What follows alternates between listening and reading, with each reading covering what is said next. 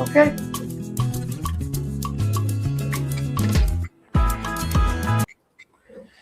Okay, so I have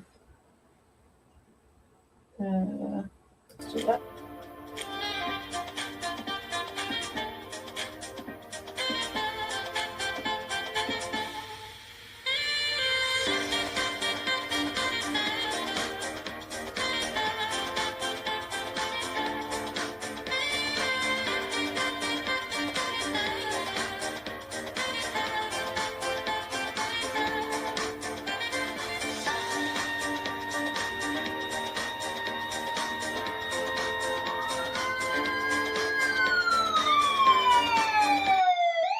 And I'm gonna stop it because okay. So yeah, abruptly I hit the wrong button by mistake. That's what happens. But I mean, maybe it was a sign from the skies to tell me to take a chill pill because I was always getting all bent out of shape without no reason. These are other people's doings, not mine. But somebody's gonna. I'm not playing YouTube police here, but somebody's gonna have to call out this BS because it's just like a lion caught will become a truth, right? A truth, right? Somebody has to stop this at some point, and that was just the entire point of that. It's like if you're gonna speak, at least educate yourself before you go into details and you start labeling people and judging people in front of 183,000 people or in front of 50,000 people or 60,000 people. That was my point. But I'm gonna go back to this because I was checking this, and because of the recent stuff that has come up, let me go back to. I think it was no. Yeah. So how do I share that? Hold on. Let me see. This one. Yep. I'm gonna share this. So, and I gotta take this out. Give me 1 sec. So, looking into these videos and these interviews that happened between, I kept. It's like I need to figure out what happened. So Julie Albert says at one point that Liz and Michael Proctor got married sometime in 2012. So if I look at my 2012 data, I know that Greg Long was already either transitioning or something to Canton, but I think it was right here. So that's when the text messages started. Now another thing is that I kept trying to figure out John, but John didn't go to Canton until 2017. Something that caught my attention was also that these messages abruptly ended in March 2022. Hold on, let me go back to it. Yep, that's when it ended. So, yep, and then he retired in June. So, okay, let me get out of this, and I need to take a peek at what is she saying. Hold on. Let me see. This is so back in. I'm gonna share this tab instead. I'm gonna try to do this because I think I'm missing an entry somewhere, and I'm trying to figure out if I can actually find it so I can edit my thing and correct it. So I'm gonna go to this one. This one is about a year old, so we're in 2026. So let's say that it was back in 2025. Let's see how much things have changed since then. I want to play this and see something. That was answered as well. Correct. And then at 12:29 a.m., you also called John O'Keefe's phone and y'all had a short conversation as well. Is that right? No. That the record shows. I think it shows.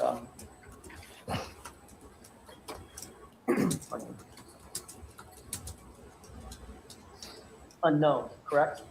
In terms of whether it was missed or answered. Excuse me, can you repeat that? Sure. 12:29. I want to concentrate on the 12:29 a.m. That was the phone call. Okay. That one in the Celebrite extraction, it shows in terms of whether the call was answered or not. Status is unknown, correct? No. Just on the last Oh. page. Yeah. Second from the Wait, second wait, row wait. from the top. At 12:29. Mm-hmm. Unknown. Yes. Unknown. It's not a no, though. However, you've already acknowledged that y'all did have a short conversation. On that 7. 29 No. call, correct? We didn't speak at 2:29. We spoke at 12:14 and we spoke at 12:18. We never Well, you may have not spoken to John, but that phone call was answered.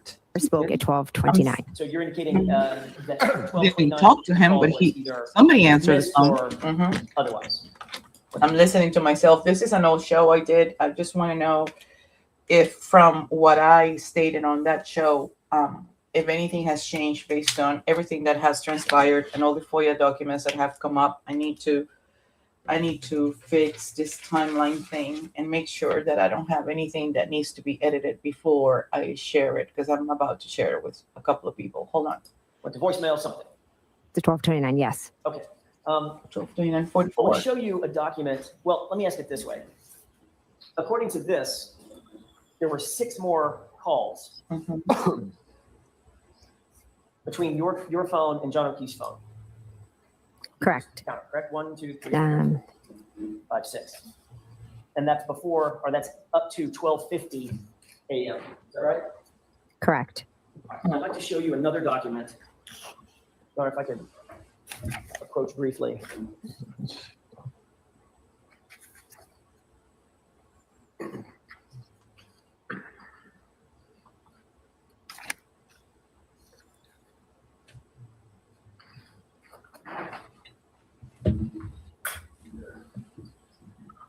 What was it? I can't remember. What was it that we're showing?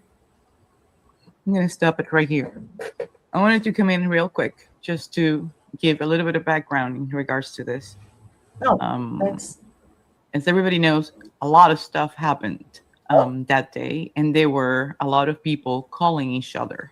Coincidentally, the 12:29 call that Jennifer McCabe placed to John O'Keefe, the only way that it makes sense to me was that at 12:29, or a few seconds or maybe a minute prior to, Ryan Nagel, Sarah Mason, and Ricky D'Antano had already passed Karen Reed and seen her alone on her SUV with her hands in 10 and 3.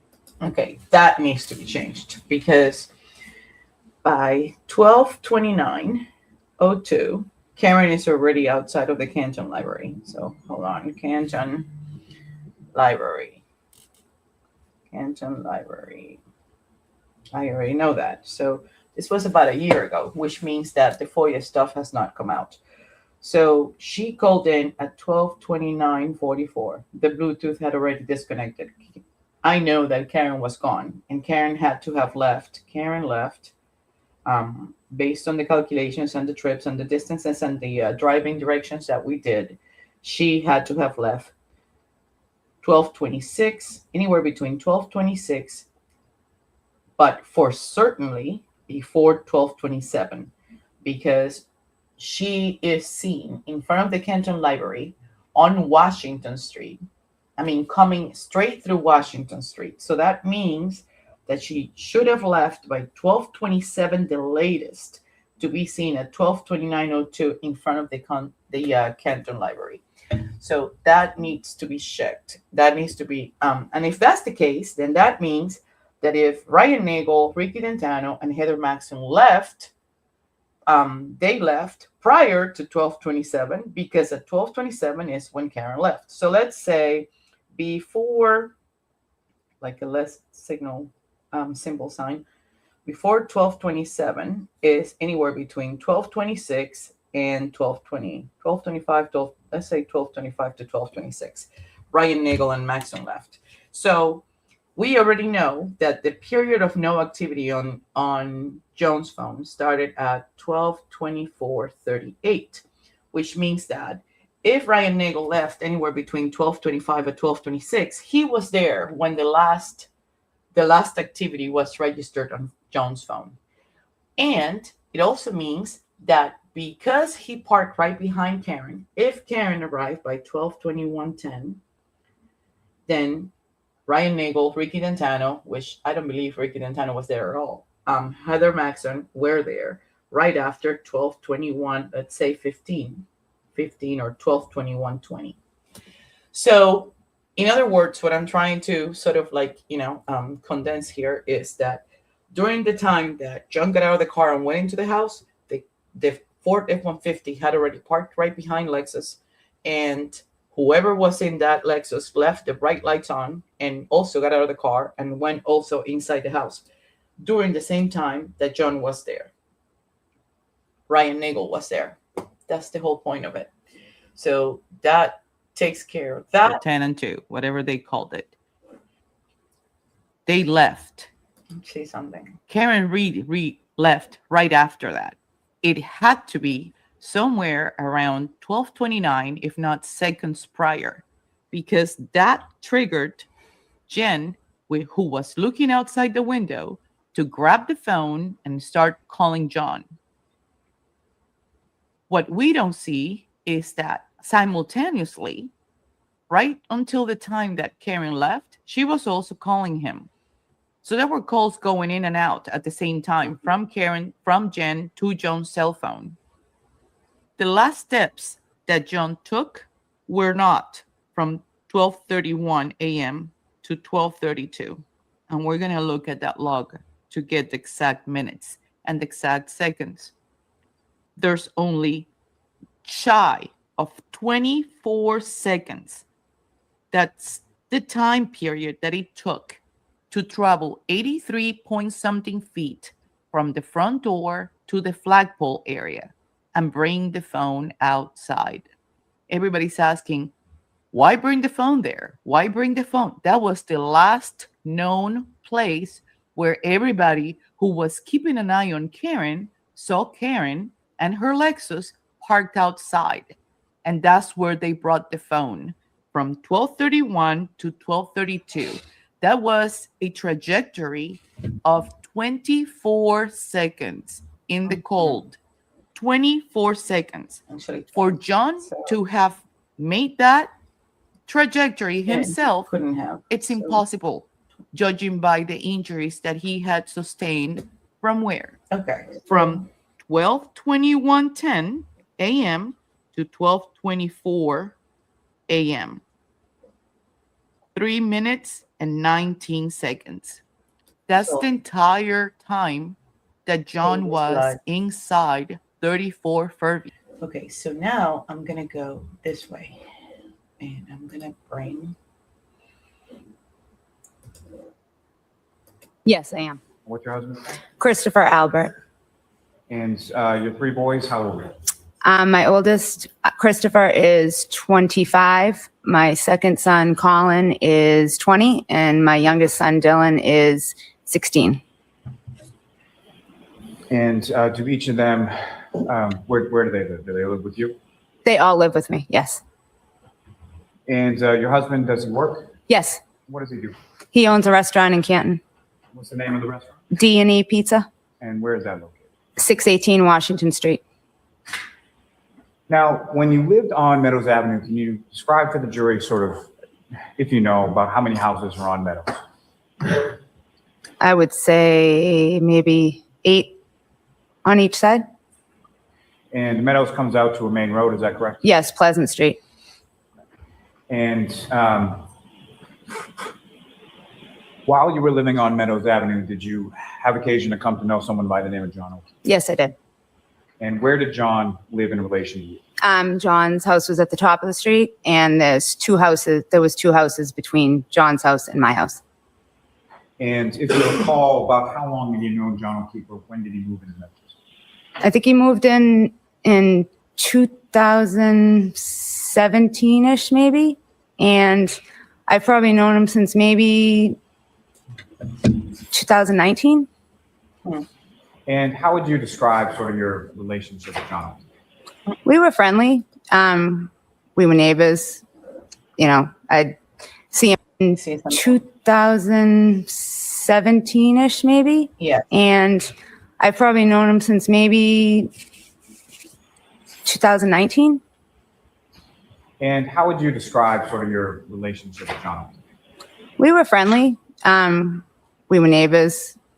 You know, I'd see him all the time coming in and out of the street, and because he's at the top of the street when I pulled out of the street, and we were friendly. Mm-hmm. And in addition to you knowing Mr. O'Keefe, were there other sort of people that that knew you that also knew him? Yes, yes. Who were some of those? So that's funny because that's very funny. A few steps away to this conference room. Correct.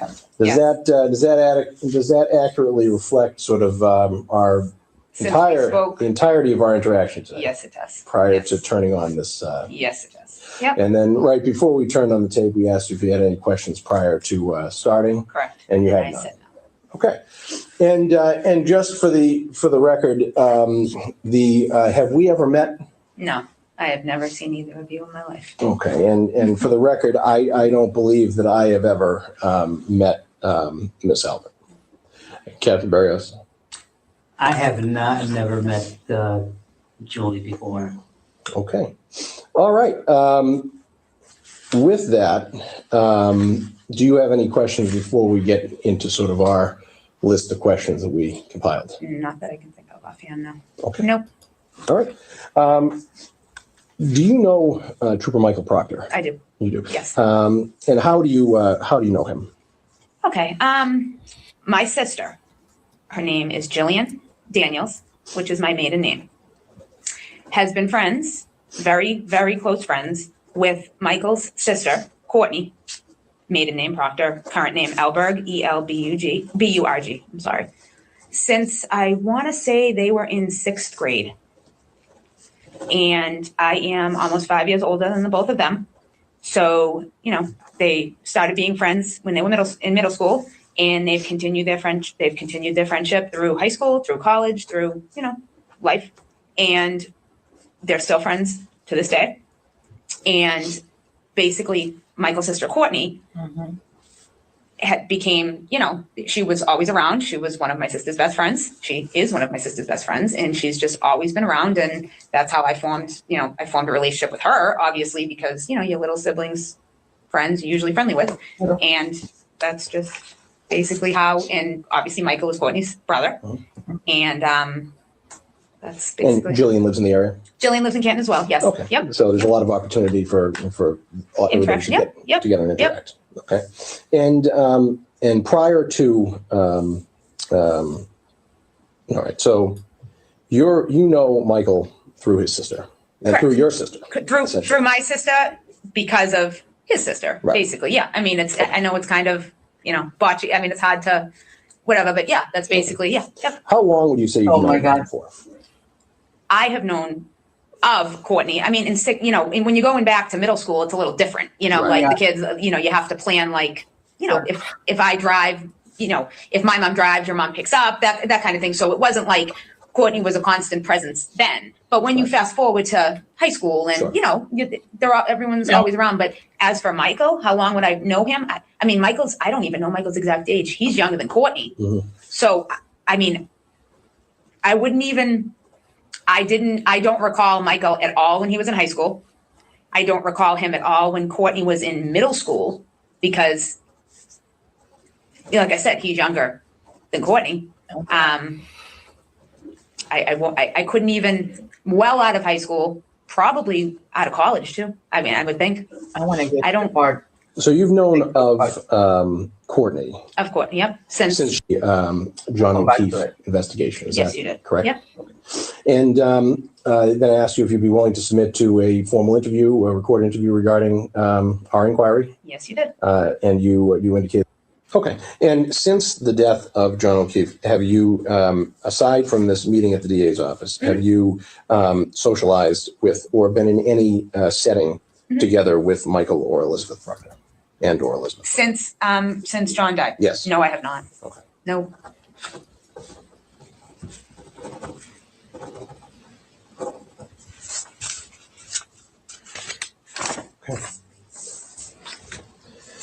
We've covered a lot of this earlier, but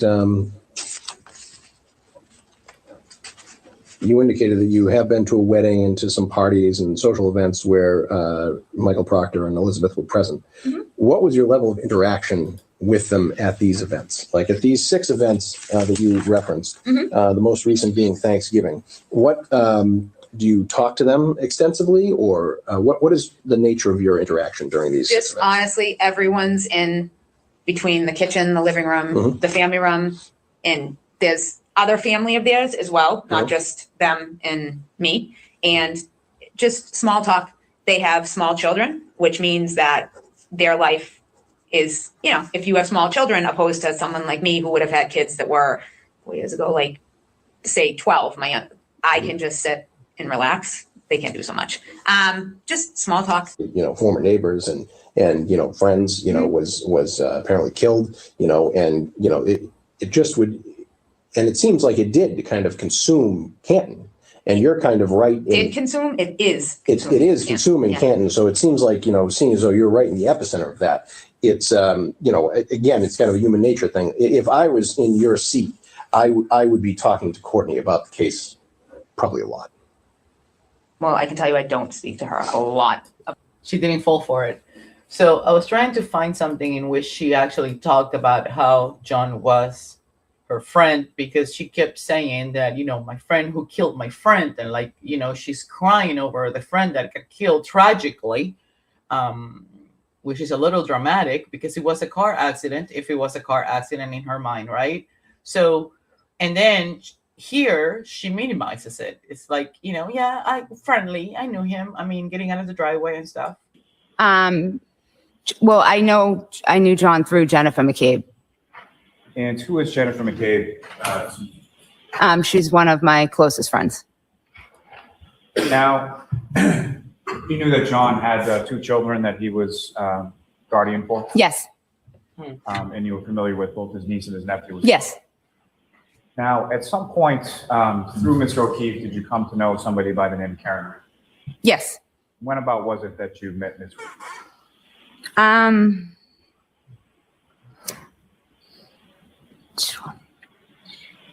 Maybe in like 2021, like, you know, pulling in and out of the street if they were outside, if, you know, a couple times out socially, probably in 2021, I would say. And if you could, just so we're clear, do you see Ms. Reed in the courtroom? Yes. Between her lawyers right over there. That's a record of like identification presented by the witness. Now, on some social occasions that you were talking about, when you would see them out, would you have occasion to socially interact with Mr. O'Keefe and Ms. Reed? Yes. Is that something that like you and your husband did together, or was it more of a group setting type? No, a group setting. And with reference to, did you have occasions where you would socially hang out or interact with Mr. O'Keefe in which Ms. Reed wasn't there?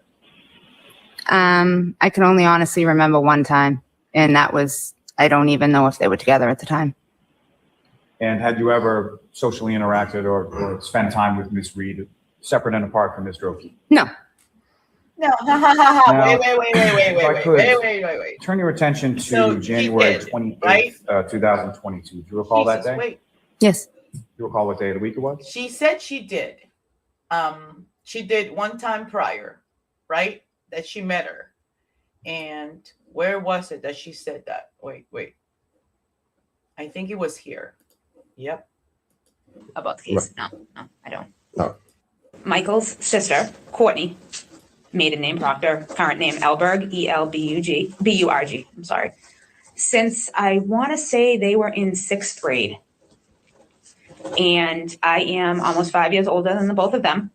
So, you know, they started being friends when they were in middle school, and they've continued their friendship through high school, through college, through, you know, life. And they're still friends to this day. And basically, Michael's sister Courtney became, she was always around. She was one of my sister's best friends. She is one of my sister's best friends, and she's just always been around. And that's how I formed a relationship with her, obviously, because, your little siblings, friends, you're usually friendly with. And that's just basically how, and obviously Michael is Courtney's brother. And that's And basically. Jillian lives in the area? Jillian lives in Canton as well, yes. Okay. Yep. So there's a lot of opportunity for everybody Interaction, to yep. get together and interact. Okay. And prior to, all right, so you know Michael through his sister and through Correct. your sister. Through my sister because of his sister, Right. basically. Yeah. I mean, I know it's kind of, botchy. I mean, it's hard to, whatever, but yeah, that's basically, yeah. Yep. How long would you say you've known them for?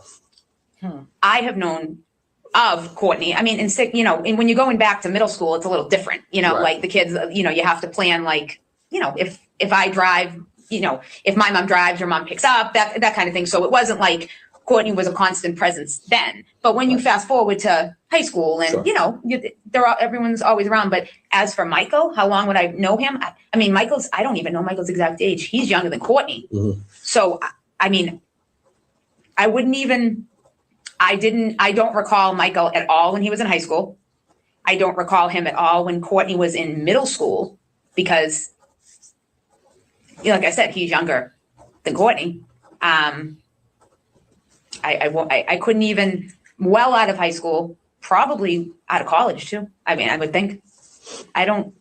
So you've known of Courtney Of Courtney, yep. since she was in the 6th grade. Since middle school, yeah. I would say sixth or seventh grade. Yeah. I can't tell you exactly the second her and my sister, Right. the friendship group formed. I Right. can't tell you exactly because it was my sister's friend. And Michael's even younger. Yeah. So your interaction, what was your interaction with him like when you were young? You said you I don't didn't have recall him at all. I didn't even, I mean, I probably knew that Courtney had a brother, but Yeah. back then, like, I was almost 5 years older. So Right. they were my sister and Courtney were, they were annoying to me. You know what I mean? It's like they were my younger siblings' friends. But, as my sister and Courtney grew up, everyone grows up and you mature and, but I mean, honestly, I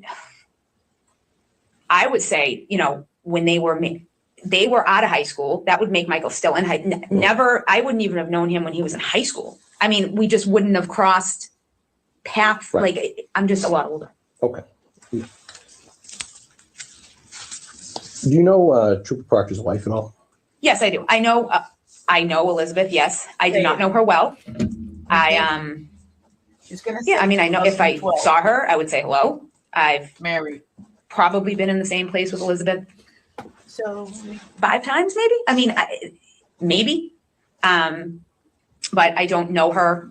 I don't know her well. We don't have she's a nice girl, but we don't have a relationship. I wouldn't. Did you know her prior to, when's the first time you'd say you met? When I met Elizabeth, oh God, maybe when they were engaged, her and Michael were engaged at one point, like, 2012. yeah, probably when they were engaged, I would say. They got married in 2012. Hi. And I couldn't even honestly tell you when that was. Okay.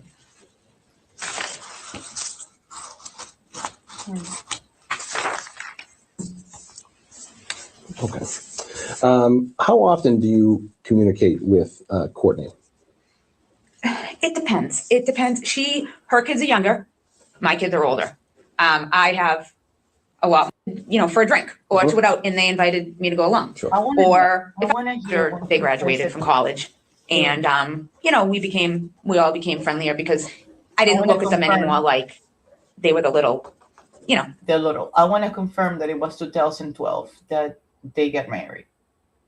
Because if that was 2012, then I need to pair it with this. Hold on. So, I need to pair it with.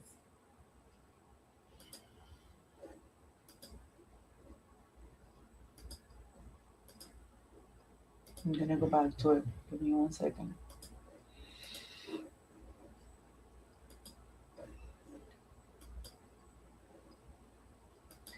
I think so. And this one was 2024, right? So 2024. And she's talking about that it was back in 2022 when John died. So they got married in 2012, and I still have to confirm this. And then the kid was going to first grade, so he must have been 6 or 7. So that means Jack was born anywhere between 2015, 2016. So the fact that she keeps saying my, and she keeps almost like making a mistake, like she wants to say my what? My godson? My something? What is she saying? I mean, I seriously doubt that Julie Albert, she wasn't that close to Courtney. The one that was close to Courtney was her sister, which was Jillian. So if somebody was a godmother, was Jillian, not Julie. So, but Kevin Albert is also very close with, what's his name? Kevin Albert. And Jack is a name that is a familiar name in the Alberts household. So I wonder, because I've been trying to dig information, is there any ways that these people could be the godparents of little Jack?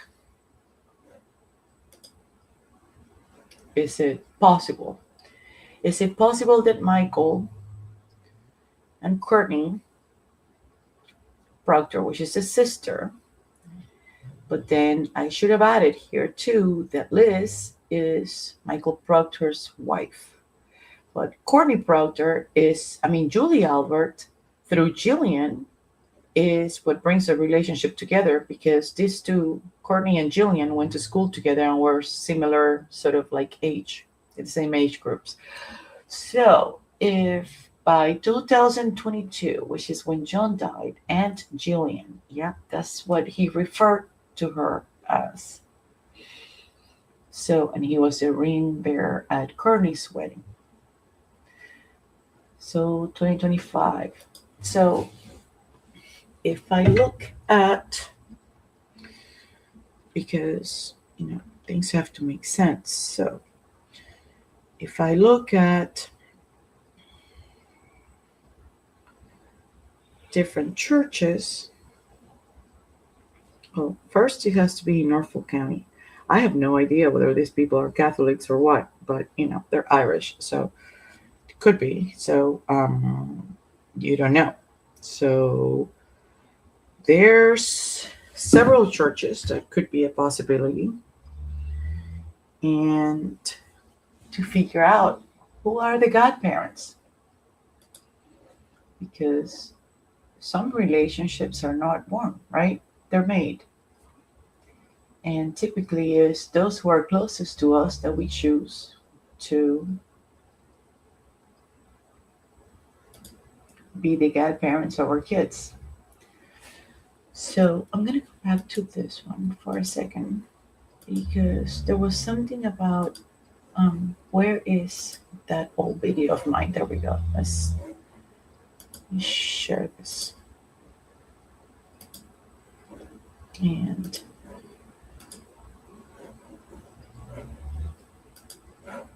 okay, wait, I'm going to take that out. Keep forgetting. There we go. Here's something.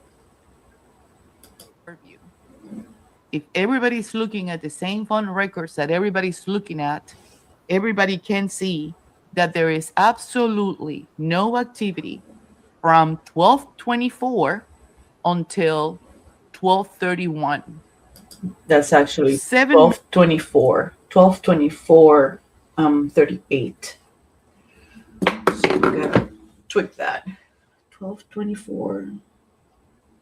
Wish I already know, but I have to fix it on the report. So until 12:31:56. So there's almost 7 minutes in between. Okay, so keep going. 7 minutes elapsed, almost, or approximately. No, over 7 minutes. Between the 12:24 mark until the 12:31 mark. Whoever whoever is saying that Jones' split last up the- steps were from 12:31 to 12:32, 24 seconds, that doesn't make any sense in any logic mind whatsoever. His last 3.19 minutes alive were from 12:21 to 12:24. At 12:29, Jan had called John a couple of times. And one of the last times that she called, panic mode was, get that phone out of here. Throw it over there. Throw it over there. That's where she was parked. And that's where somebody took it. In a 24-second rush, somebody took that phone outside the house and dropped it off by the flagpole, which was the last known location of the Lexus. It's the only thing that makes sense. Now, everybody can have their own theories. That's just my theory. If we listen to Jen, when she's asked about that 12:29 call, she gets really antsy, which leads me to believe a couple of things. Either Jen didn't know what had been happening down there in the basement, 3 flights down, 3 flights up, whatever it was that this thing took place. And I can't. We were not there, right? So I can't say that she didn't know what had happened.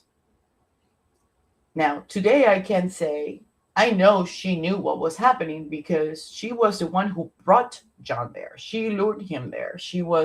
Now we know she was coaching him, guiding him, and talking to him on the phone until 12:29:36 and giving him directions of how to get to 34 Fairview. So I know that she knew what was going to go down and what was happening. That she knew that John had collapsed to a point of no return, I have no idea. Maybe because at the same time, don't forget, then we got the health data and the Apple Watch information that if you put it together with the accelerometer on her phone and the call logs that we have gotten on her phone and the reports that we have seen from Exordia and Whiffen, we know that and her heart rate, right? She was frozen as a fish, as a dead cold fish by 12:25 a.m., which coincidentally is less than 40-something seconds away from the time that John's phone registers no activity. So this is the beauty of time, because we can compare what we thought back then, a year ago, a year, 2 years, 3 years ago, and sort of like tweak it, not necessarily change it, but adjust it to a more factual time. And that is what has happened with the FOIA documents that have been shared. That's what it has enabled us to do. Either she didn't know or she saw the car leave knowing what had happened, and the call was an attempt to locate the phone. At the end of the day, the reality is that none of us were inside 34 Fairview, and we cannot pinpoint exactly to the T what was it that happened. But if we fail to look at every single detail, that the call data, the health data, everything that we can take a peek at, and understanding that at 12:21, 5 seconds, Ricky D'Antano, Sarah Mason, and Ryan Nagel saw Karen and John both together. That is undebatable, is on testimony, and the three of them said the same thing. They met at the corner, what was parked in the middle lane. Yeah, it is undebatable to the point that back at that moment, right, you would never think that anybody would lie under oath in a court of law while, rendering a testimony, right, in a trial. But it's been proven like over and over and over that they have had no care whatsoever of what under oath means. So the fact that the three of them said that they all saw him or them in that corner, it's as relevant as it is as considering the point or the fact that it's very possible Ricky D'Antano was never even there. It's very possible that Ricky D'Antano, he was brought in so he could be a third leg, somebody who would corroborate with what they said, right? But not necessarily means that he actually was involved in any of this. So I don't know. I'm not sure. I'm not sure still about that one. The average length, and I'm going to Google it just to make sure that I'm not. I already did that. 2 feet, and let's see what happens. We're going to see is the Yukon almost popping out of the driveway, parked right behind the blue Cadillac. Nobody That's was still able true. to see John coming out of the car. Yeah, that's still true. John and Karen parked by the mailbox first. Ricky Dentano, Sarah Mason, and Ryan Nagel followed them. Mm-hmm. If Karen was parked by the mailbox by 12:21:10, and they had just been given the right of way 5 seconds earlier, that means that Ryan Nagel was also there by 12:21, 12:22 a.m. So he texts Julie. Julie comes out. Okay. John is already inside. Jen and Matt McCabe had already told Julie, "You're not going anywhere." And she changed her plans. And even after Ryan Nagel pulled up, she comes out and she tells Ryan Nagel, "Nope, I'm not going anywhere. Jen is going to take me home."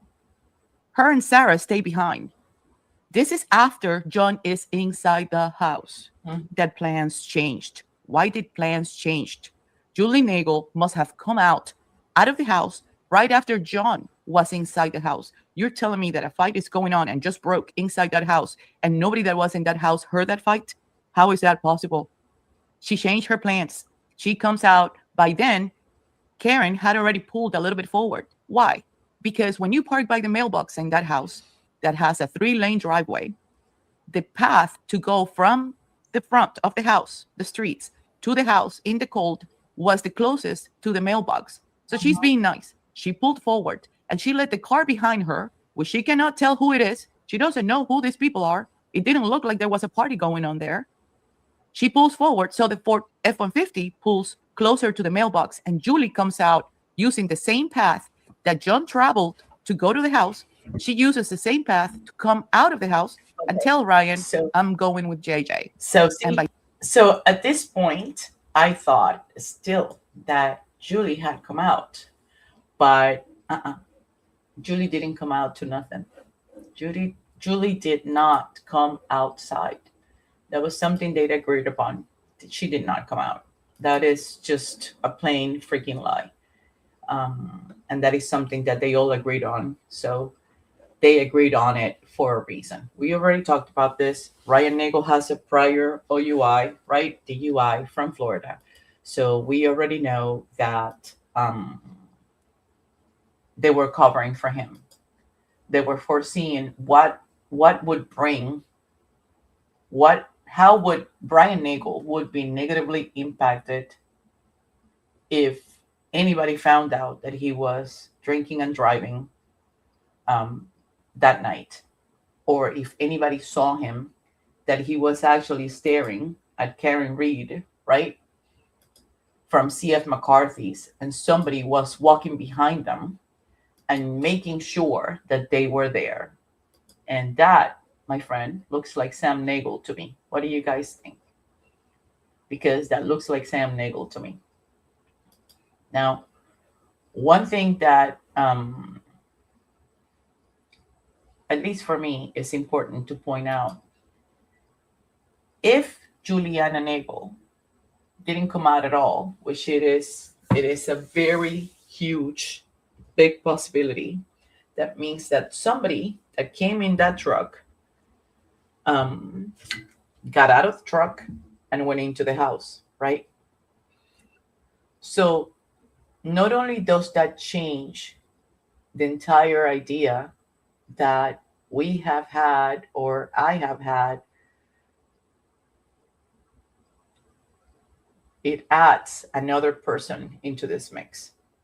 If the person that was driving the truck was Ryan Nagel and Juliana Nagel never came out, that means that Ryan Nagel went inside. And if Ryan Nagel went inside, that means that he was inside the house at the same time that John was inside the house. And if that is the case, then Ryan Nagel just placed himself in a very accurate and difficult pickle position, because he's got some answers to give us, right? There's got to be questions asked.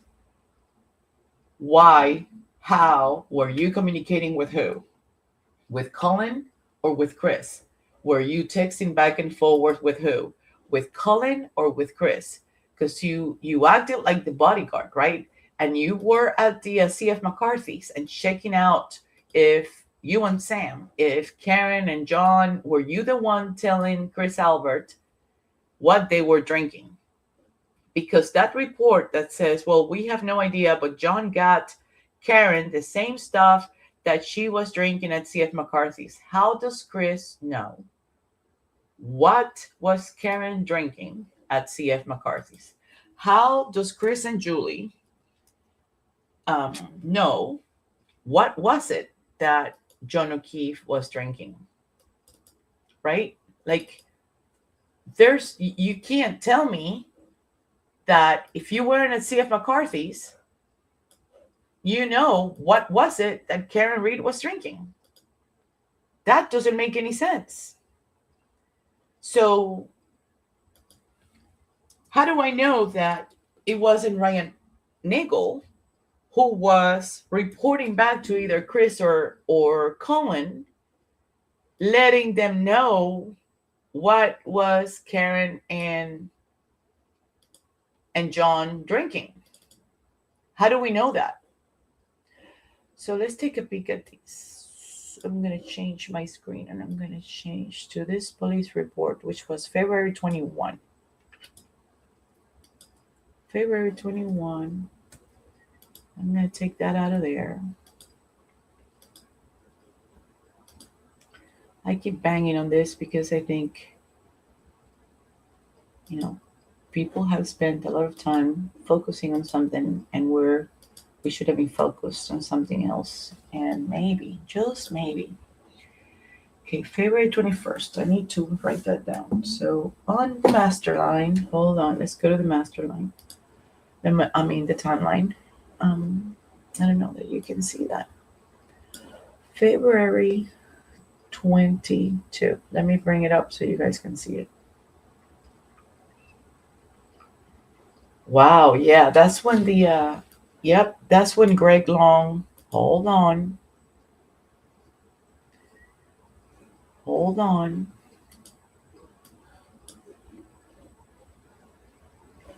So February 2021, a lot of things happened, but Dennis White was the Boston Police Commissioner at the time. And then Long stepped in as an acting Boston Police Commissioner at the time. And he was exercising full executive authority over the department. And that was, okay, wait, I'm confused. That was back in February 2021. Now, from 2021 to 2022, Long, which is Gregory Long, was the one who was Boston Police Commissioner, while Rachel Rawlings was the district attorney.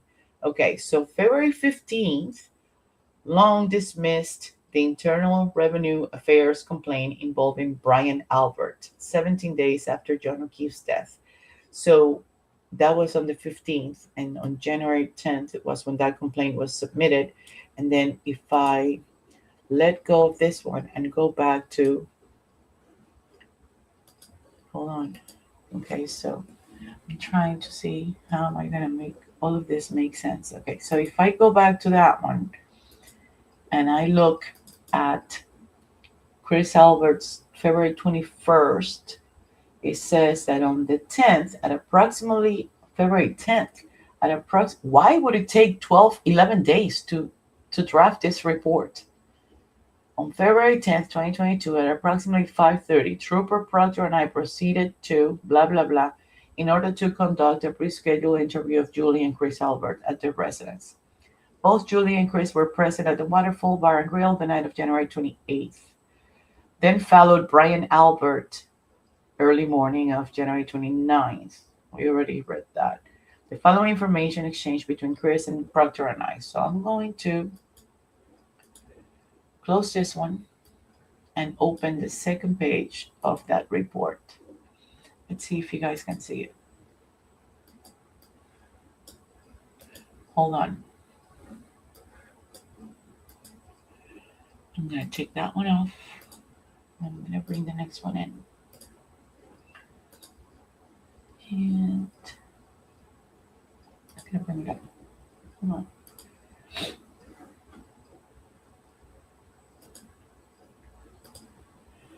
Okay, close. And then And there we go. So, second screenshot. I put it one page at a time because to be able to take pictures and share them on X sometimes is a lot easier. So that's why they're not continuous, but here it is. So following a formal introduction, blah, blah, blah, provided her cell phone number, and Chris DOB, blah, blah, stated his cell phone number was. Both stated that it had been 4 or 5 years since they knew the victim, John O'Keefe. So, hold on. Let's see. Hold on.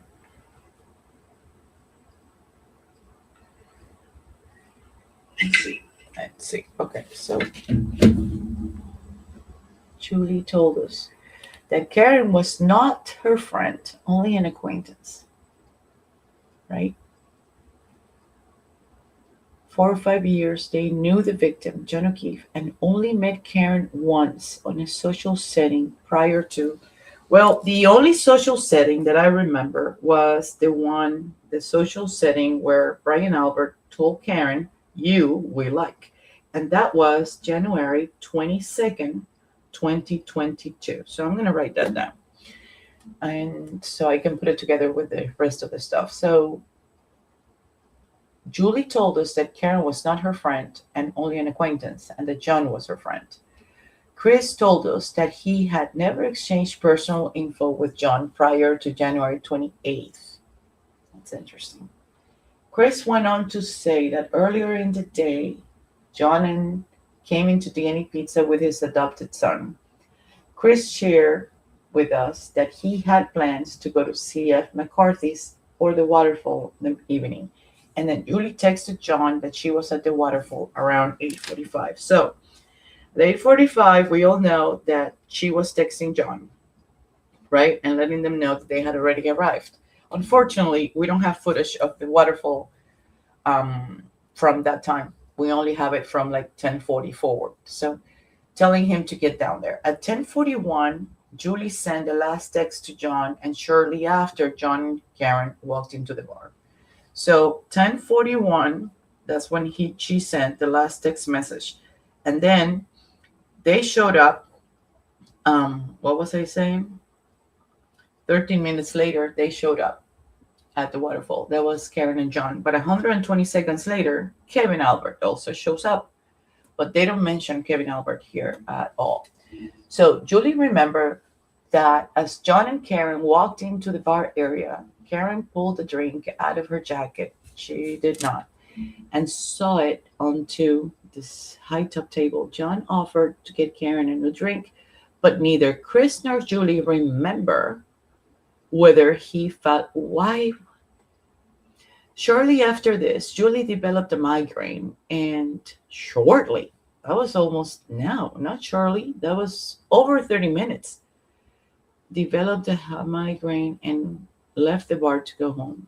Chris stayed behind with the rest of the group for a few more drinks. Chris told us that he purchased a round of shots of Fireball whiskey for the group, but was not sure exactly who drank theirs and who didn't. Why should you? Chris told us that John was drinking Bud Lights during the evening, John. And then Chris told us that John actually got Karen the same drink she brought in, which he assumed was vodka soda water. That's where I have a problem with. Because if I had any doubt about Ryan Nagel tailing John and Karen since C.F. McCarthy's, then that comment sort of clears it up. I know, that's my opinion, and I'm going to die on that hill. I know that Ryan Nagel was tailing them. I know that. They never thought someone like you, Josie, would be watching them like a hawk for 4 years later. Neither them or my parents or anybody that knows me is like, I don't give up and believe me, I've been tired, but I don't give up. But I have a thing. I have a strong feeling that these kids were tailing them. And either was, now that's Mr. Sullivan right there. I guess. Yep. Let me see if I can find the other picture. I had a better picture of Ryan Nagel staring at them. Let me see if I can find it.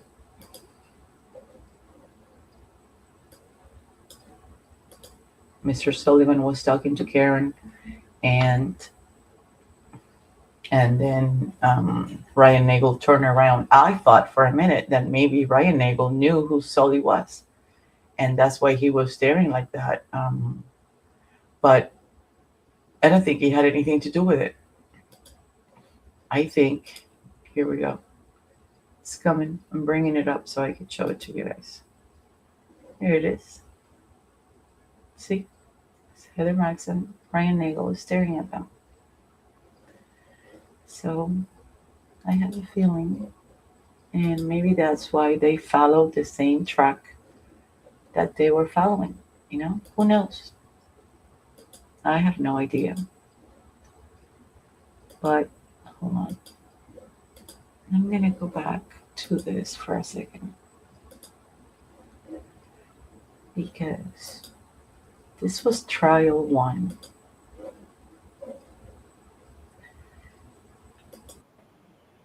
And what, if anything, did you have plans for that particular evening? The next day was my nephew's birthday. So we were a bunch of us were going to go out that night, the night before, to a bar in Canton. And by the night before, you mean the night before his birthday? Yes. And that nephew, what was that nephew's name? Brian Jr. And if you know about how old was he turning, or how, well, let me start with this. How old is he now? He's 24. So just turned 24 a few months ago? January. Yep. And so he would have been turning, what, 22 at that point? Yes. When we say we had plans to sort of go out, who's the we? Myself, his mother, Nicole, my niece, Caitlin, and a couple of Brian's friends. Now, and you mean Brian Jr.'s friend? Yes. And so Brian Albert Jr. has a mother named Nicole Albert, is that correct? Yes. And how is she related to you? She's my sister-in-law. Our husbands are brothers. So your husband Christopher has a brother, Brian. Brian. And that would be sort of Brian Sr. for lack of a Yep. better term. Yep.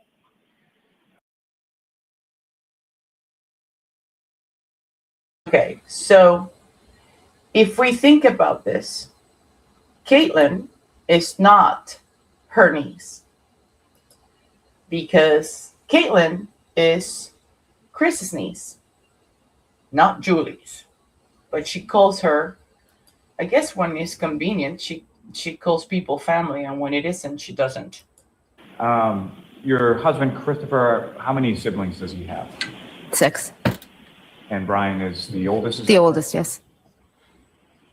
And so there were plans to go out that evening, the day before Brian Albert Jr.'s birthday, correct? Yes. And what were the plans? What did they sort of consist of? We were just going to go to Waterfall. And his waterfalls, It's a bar in Canton on Washington Street. and from your husband's pizza shop at D&E to the waterfall, about how far away are the two from each other? Very close. I mean, 200 steps maybe. You can, very, very close.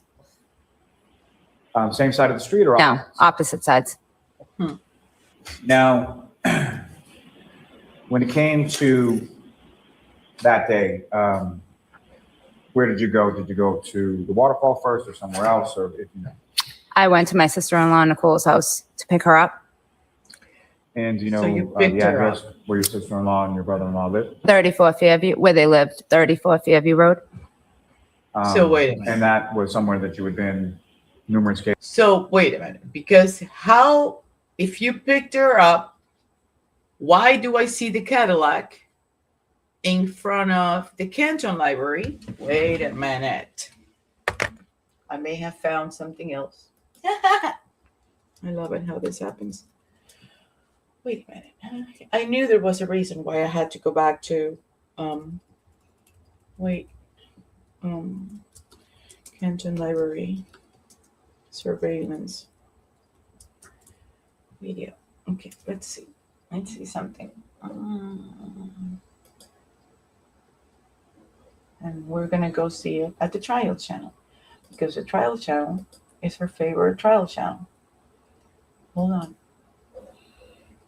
Okay, so this is at 12:07. No, they already left. Yeah. I mean, it starts right here. There we go. Yeah, there takes no time to, there we go. I want to see it. Come on. Let me make this. Yep.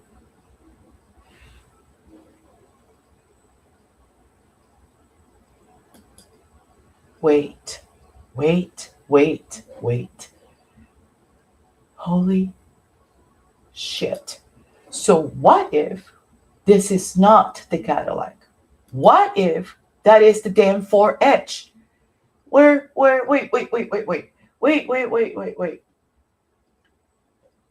Yeah, Julie Albert lives right next to the bar, right? Yeah, she's like, well, to the right. Like if as you get out of the waterfall where the canopy is, if they would have turned, like, walk towards the right, that's where they live. But they didn't.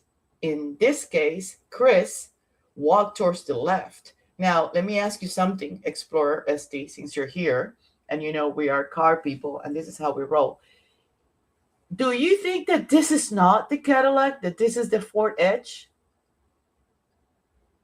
Oh my God.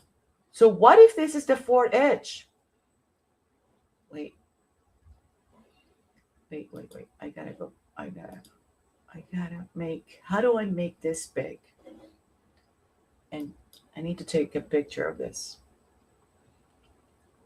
I need to take a picture of that car. Let me go a couple of seconds prior to.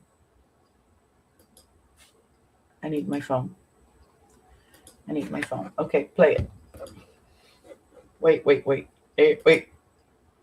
That,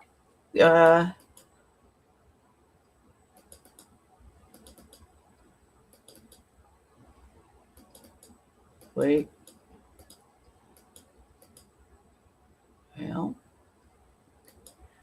Well. Okay, wait.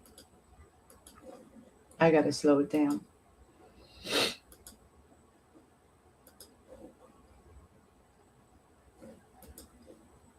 Okay.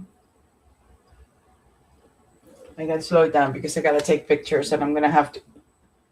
Shit! That's not a Cadillac.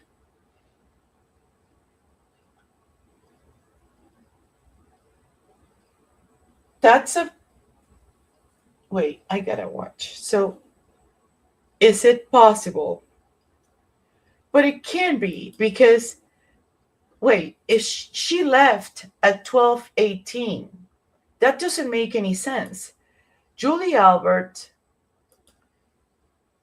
that can be a Ford Edge. So I'm taking pictures as I roll this thing so I can overlap it on top of a.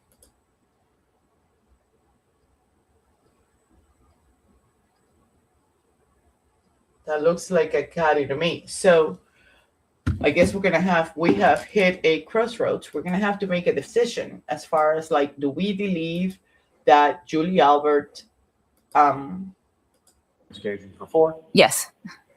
And when you arrived at because she said she day, picked up.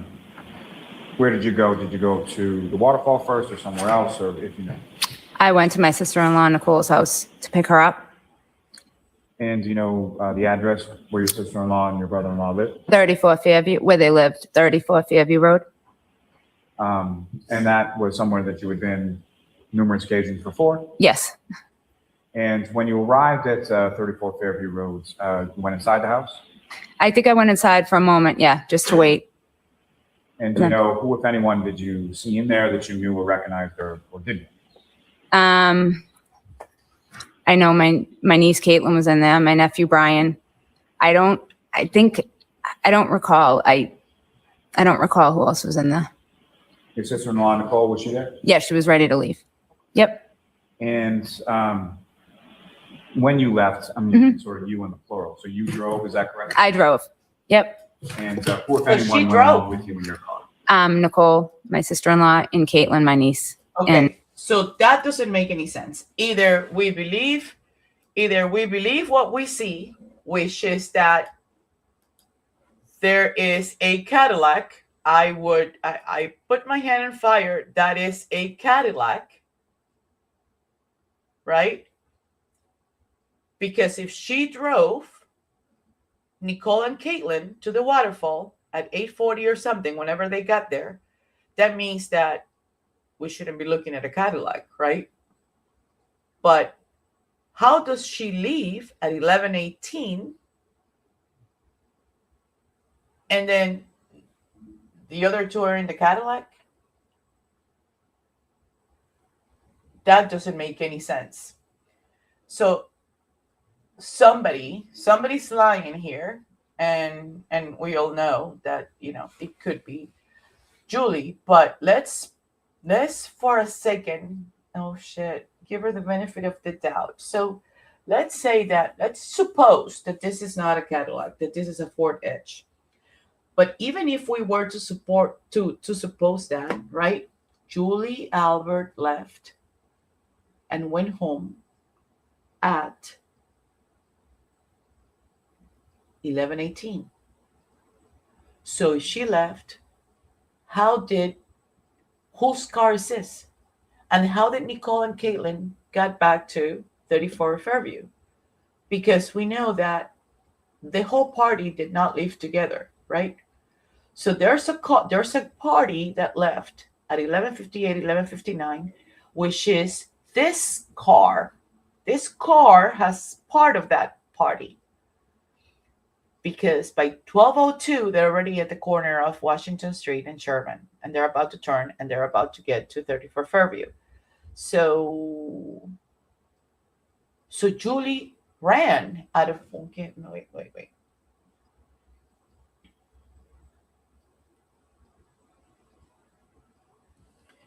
Yeah, wait. Wait.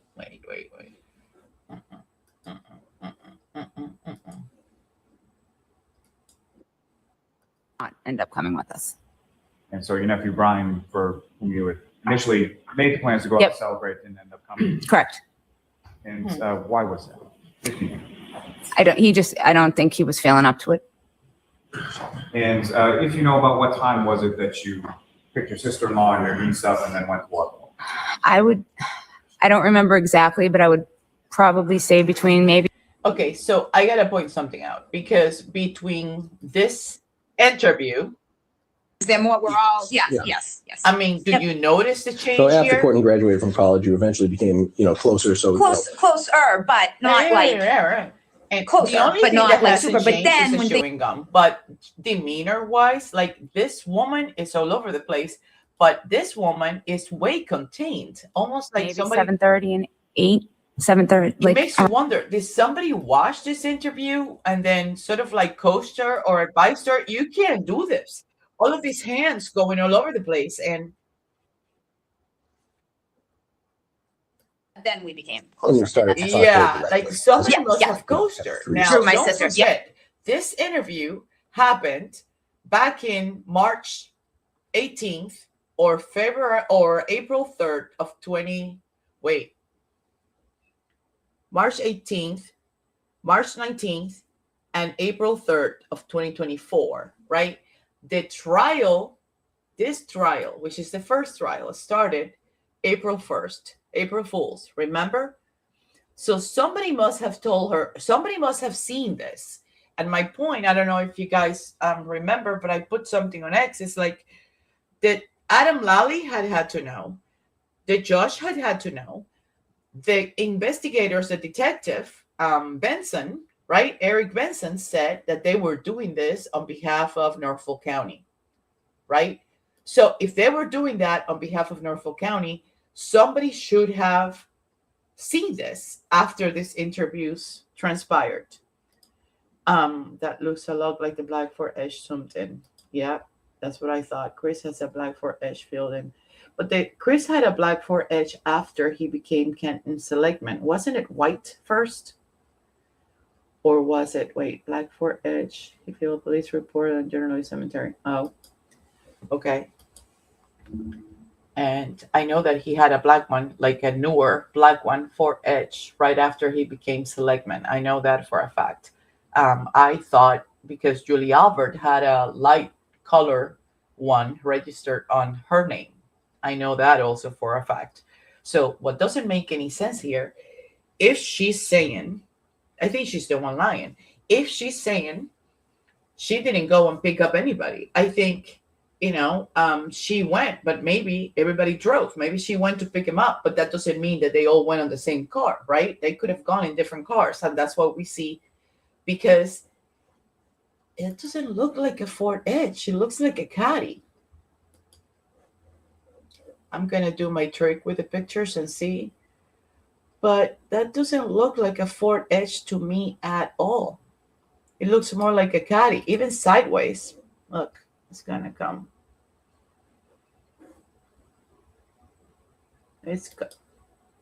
Well, actually,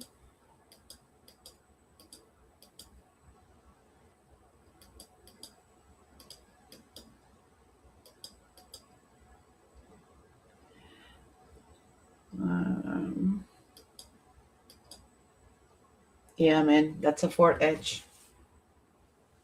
That's a Ford Edge. That doesn't look like a Cadillac. You're right. You're right, Explorer ST. Where did he go? I think you're right. You are right. I'm gonna write it down because I know people sometimes are at work and they listen when they can, come in and out. That may be a Ford Edge. So if that's the case, they drove the Ford Edge back to 34 Fairview because Julie and Chris Albert lived right around right there, but she had a headache. So was the Cadillac parked in the middle lane in the front the entire time?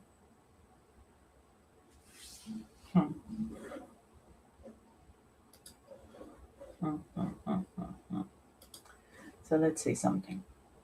That is a Ford Edge.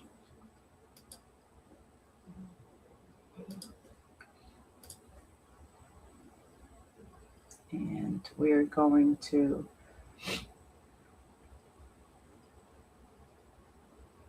I'm going to stop.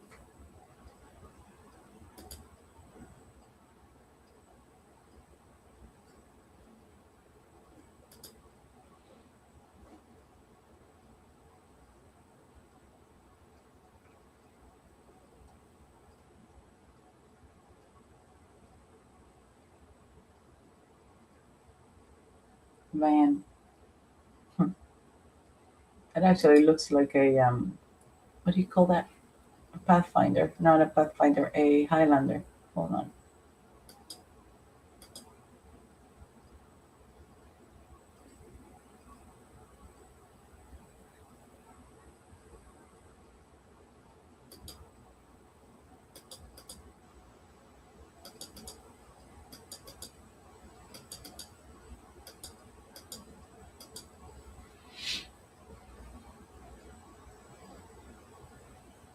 Cop car.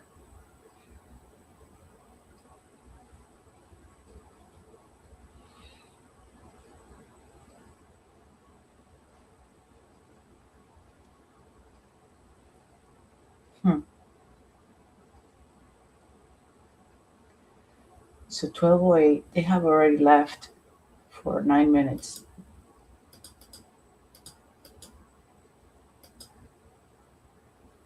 fourth floor.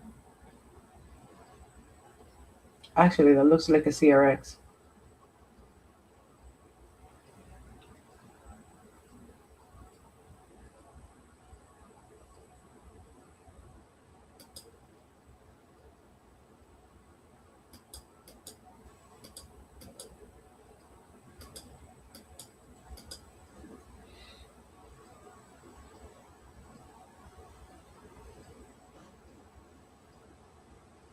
I'm gonna slow this down.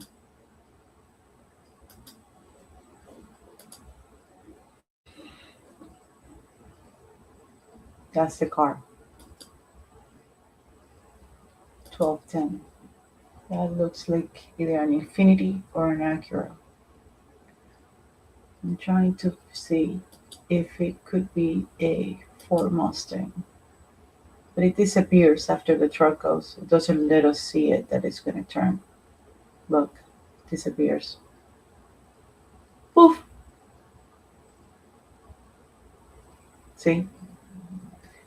But it goes that way. Don't forget, that was a 1210, right? John is still at the waterfall. So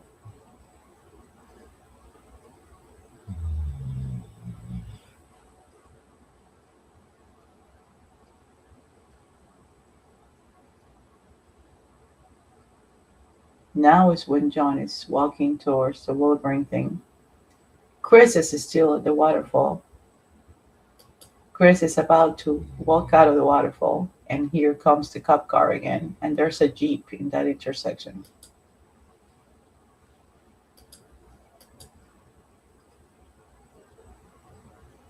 So they stop, and Jeep goes up on Washington Street.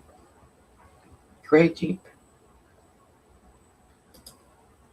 Here comes, Chris had already left, and I believe that he may have jumped in the Yukon. I wish I could see how many passengers are there. But that's the Yukon, 1214. And here comes the follow-up car.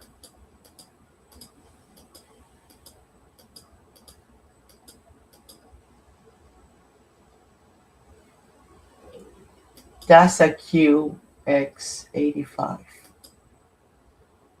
And that's the car. There's the car again. Same car. Same car. What if it's both Bryans on the car?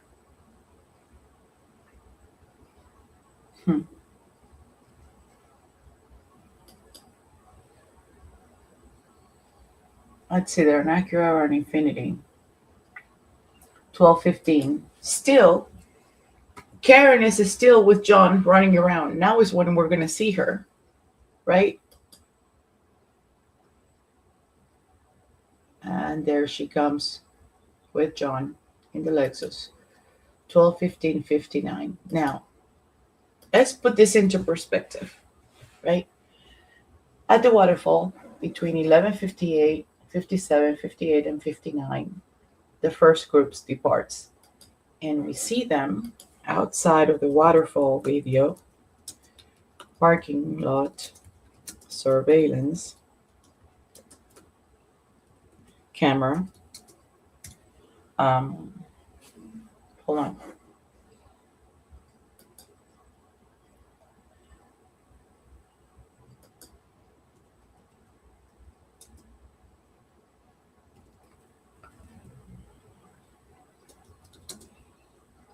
Okay, here we go. We see them right there. So if they were at leaving right around 11:57, 11:58, hold on.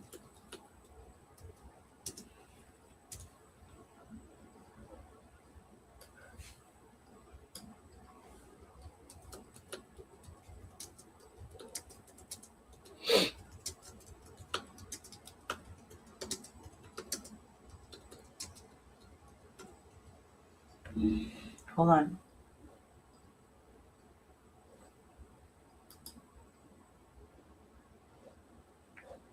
So I'm gonna see something.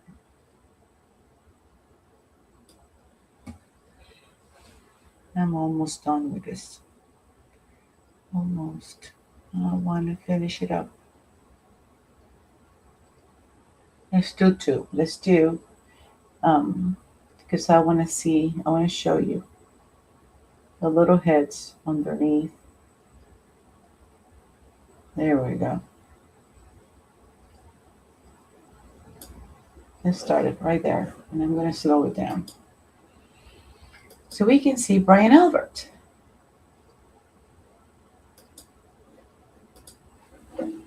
Here we go. So they're coming out. You see where it says trial? Right there is where I want you to look. Right there in the corner. Let me see if you can see what I see. There's movement right there. There's a, you see it? There's a car. But they should have, wait, with the lights off, why are the lights off in that car?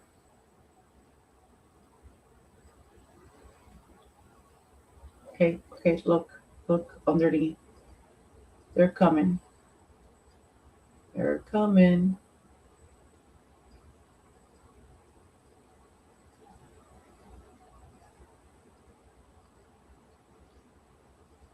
Yeah, I see your Jeeps. Were you remotely started? Because those lights were not on a couple of seconds ago.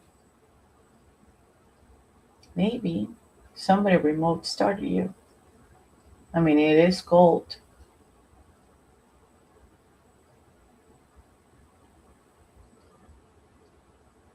There's CQ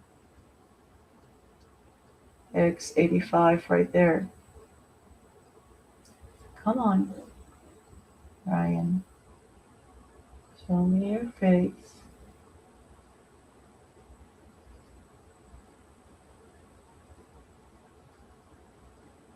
Did they already come out?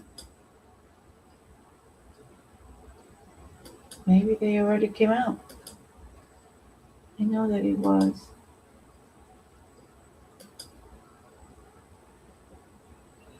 $12.59. Okay, let's leave it there and see. I know that I'm going to see Brian Albert's face right underneath the canopy. Nicole comes out with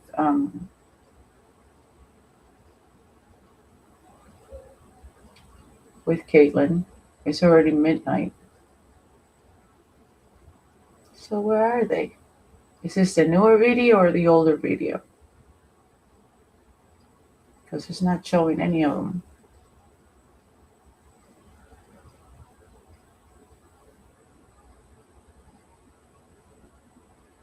Oh, there we go. Wow. Hold on. There we go.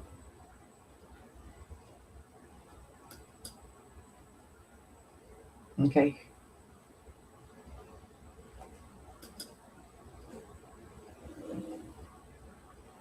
Okay, Caitlin, Nicole. Where's Brian? Because I saw Brian. No. He's talking to the van. Why did nobody even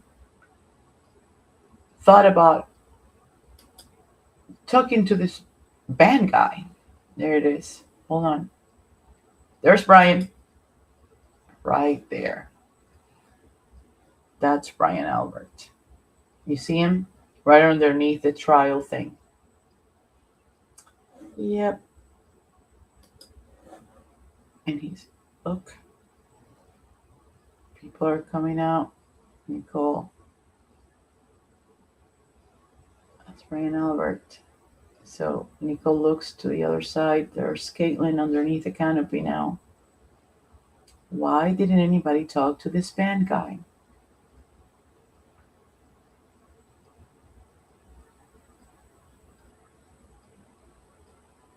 Okay, bye. And they start moving and they turn to the right.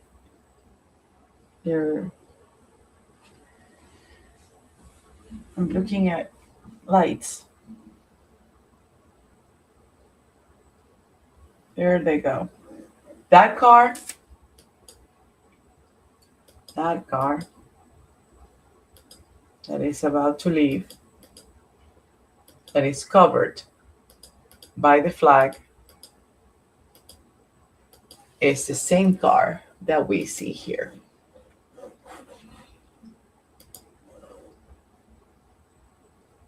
That is that car. So at 11:59, that car leaves.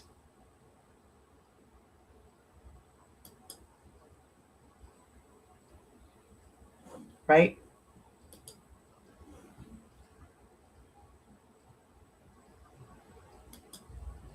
Let's see.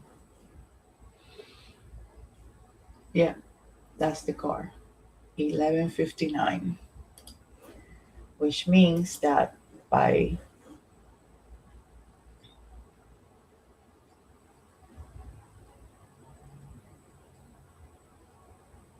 12:12, was it 12:12 or 12:02? I thought I had it.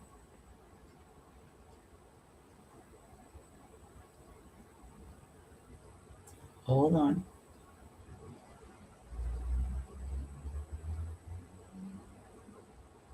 Where did that car go? Because if they left at 11:59, they should have been just like the Ford whatever. They should have been, let's see, let's let it roll. They should have been right behind this Ford Edge or this Cadillac or whatever it is. It only takes 2 minutes from, see? So they left right after. And by 12:02, they're already there. So the black car, which I'm now inclining to believe that that's the car that Brian Albert and Brian Higgins were driving, that left earlier, should have been seen prior to the SUV that Caitlin and Nicole used to go back home. But it doesn't. The car, we're looking at the car, at the SUV with Caitlin and Nicole at 12:02 going first before we even see the two-door black sedan going by right in front of the Canton PD. So if that's the case, I'm sorry guys, I'm talking out loud and brainstorming by myself here, but I'm calculating stuff. So that car had to have gone somewhere before they actually, and it's right after the white one.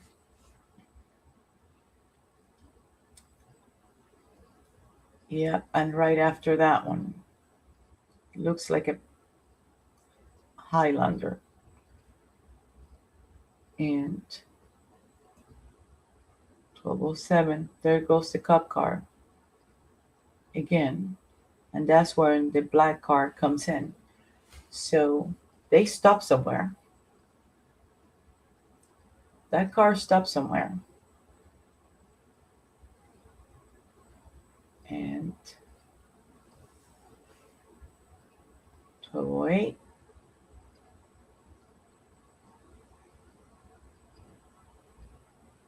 12:09. And I think it was 12:10 that I saw it. Hold on.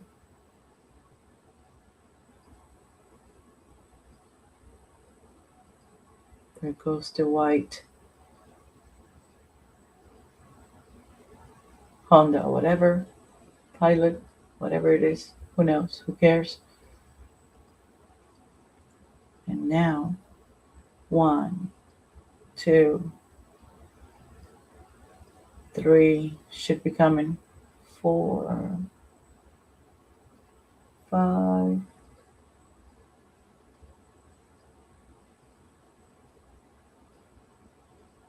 Right around now.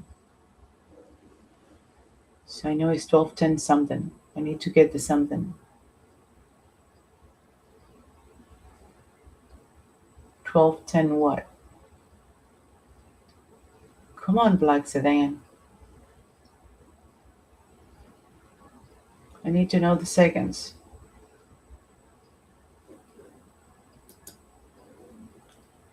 There you are. 12:10:58. Okay, so 12:10:58. And the second time around, that's Brian Higgins and Brian Albert. How much you want to bet? That's Brian Higgins and Brian Albert. God dang it.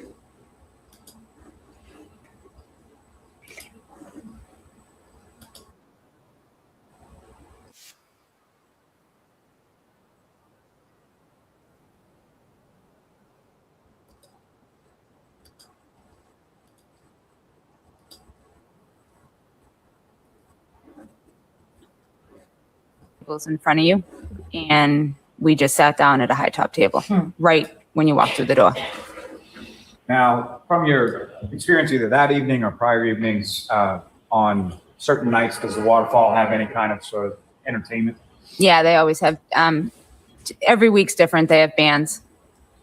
And from your recollection, was there a band there that night? Yes, there was. And do you recall where you were seated in relation to the band? I was sitting at the end of the high top table closest to the door that you walk in, and the band was to the right of me against a wall and kind of like an alcove, like a little against the wall. And when you went there, was the band already sort of set up and playing, or did that happen later? I think they set up while we were there. I think. And so initially when you go there, do you go there and just have drinks, or did you eat something, or what? We ate, and yeah. And while you were there, as far as during sort of the meal portion of it, was there anyone else that joined you? I know my niece's boyfriend, Tristan Morris, came. I don't remember exactly when it was during that, but I know he was there. And then during the meal part, I don't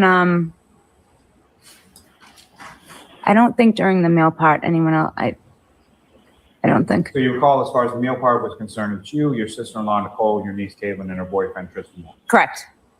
And Mr. Morris, did he stay for any extended period of time, or when was it that he left? I know he stayed for a little bit, but I honestly can't remember what time exactly he left. Now, your husband, was he working on that day? Yes, he was. And had you been in communication with him as to where you were going to be? Yes. And so the plan was basically for him to meet you at the waterfall when he was done with work. Correct, yes. And if you know about what time was it that your husband, Christopher, came over to the waterfall? Maybe not 9:30, 10, maybe. I don't And remember want you to exactly. guess, just 'cause Yeah. you know approximately. Yeah. So at some time around 9:30 or so, your husband, Christopher, comes over to the waterfall? Yes. And what, if anything, did he do when he got? I Let me ask came you, in, yeah. He came in, did he get anything to eat, anything to drink? Yeah, he probably ordered a drink and just stood by the table, I would think. And you and the people in your group, were you drinking that night? Yes. What is it? Do you recall specifically what you had to drink? I think I had just a couple glasses of wine. And your husband, do you recall specifically what he had that night? What he would drink is Miller Lite. And that's sort of typically what he would drink Yes. when he was out? Yes. And your sister-in-law, Nicole, do you recall what she was drinking? I would assume White Claw, a White Claw. And same question with regard to your niece, Kate. Yes, probably White Claw as well. Now, while you were there, who, if any, so after your husband came in, who, if anyone else, sort of came in and joined the group that you were with? My brother-in-law, Brian Albert, and his friend, Brian Higgins. And obviously, you know your brother-in-law, Brian Albert, correct? Mhm. And Is that you yes? know, Yes. thank you. You just have to answer obviously. So, did you know Mr. Higgins as well? Yes. And how did you know Mr. I just know him from being friends with my brother-in-law. So you knew him just sort of through your brother-in-law, Brian, is that correct? Yeah. Yes. Well, And that changes everything. do you know when they arrived in relation to when your husband Christopher arrived? I don't recall. But some point after, correct? Yes. Then after they arrived, who, if anyone else, do you recall sort of arriving and joining in your group? Jennifer McCabe and Matt McCabe. And there was a couple, I don't even know their name, Colitis. Mm-hmm. They arrived. I don't know their first names. And John and Karen arrived shortly after that. And just so we can clear up people, as far as Jennifer McCabe, you've already mentioned her, and Matthew, was that her husband? Yes. And the other couple that you were talking about, or sort of guessing their names, had you ever met them before? No. Nope. Not anybody that you're particularly friends with or anything like that? No. I know them, who they are, from seeing them maybe at a sporting event or something, but I've never been introduced to them. And when you say sort of sporting events in relation to what? If they were at like a basketball game and I was at a game, like I've just seen them around. I'm assuming probably sporting events, probably a basketball game. And I'm sure it's pretty well understood with this. I just want to clarify. So when you say sporting events, these are kids' sporting events? Kids sporting events, yes. And so which kids' sporting events would you be at that you would see this couple that you didn't know? Your kids or something? No, Jennifer McCabe's kids. So you would go to sporting events for Jennifer McCabe's kids and see this couple? Yes. And if you know about how long after Miss Brian Albert and Mr. Higgins arrived, did the McCabe's and this other couple arrive? I don't remember exactly. But after Mr. Albert and Mr. Higgins, correct? Correct. Now then, you mentioned Mr. O'Keefe and Miss Reed came in at some point as well. So you have to Yes. make sure you say yes or no, okay? And the other thing you say, I assume or I guess, don't answer. If you don't know, you don't. And if you know, about what time was it that Mr. O'Keefe and Miss Reed came? Before 11 o'clock? Okay. And with reference to when Mr. O'Keefe and the defendant, Ms. Reed, came into the waterfall, where were you in relation to sort of the high top table that you were describing? I was at the top of the high top table closest to the door. And when they came in, where did Mr. O'Keefe and the defendant go? John walked in and said hello and kept on walking, I think, to the bar. And Karen came in and stopped at the table to talk for a minute. And during the time that she stopped at the table to talk for a minute, what, if anything, did she do? She opened her jacket and had a glass and pulled the glass out and started drinking the drink. And as far as the drink in the glass, what, if anything, did you observe as far as color or anything? Clear. And the glass that she had, could you see, so the clear liquid inside it, how much of the glass was full of that?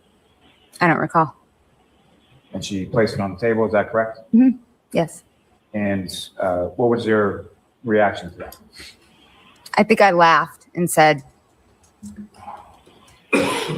made a comment like, you're crazy or something, just because she walked in with the glass. Now, did you know where Mr. O'Keefe and Ms. Reed had been coming from prior to them getting to the waterfall? Yes. And where were they coming? CF McCarthy's. You're familiar with that establishment? as well? Yes. And where is that in relation to the waterfall? It's maybe 200 steps right next to my husband's restaurant. So on the same side of Opposite Washington side. Street? Opposite side. On the same side of Washington Street as your husband's restaurant? Yes. In the same vicinity from D&E to Waterfall, CF? Yes. to Waterfall. Yes. Now, over the course of the evening, did you have occasion to see Mr. O'Keefe? He was at a bar. He had something to drink. Is that correct? Can you repeat that? Over the course of the evening, did you have occasion to observe what, if anything, Mr. O'Keefe was drinking? No, I don't believe. I left very shortly after they got there. And so you left fairly shortly after they arrived? Yes, And if you know, about how much time are we talking? maybe 10, 15 minutes. And why is it that you left? I had a terrible migraine.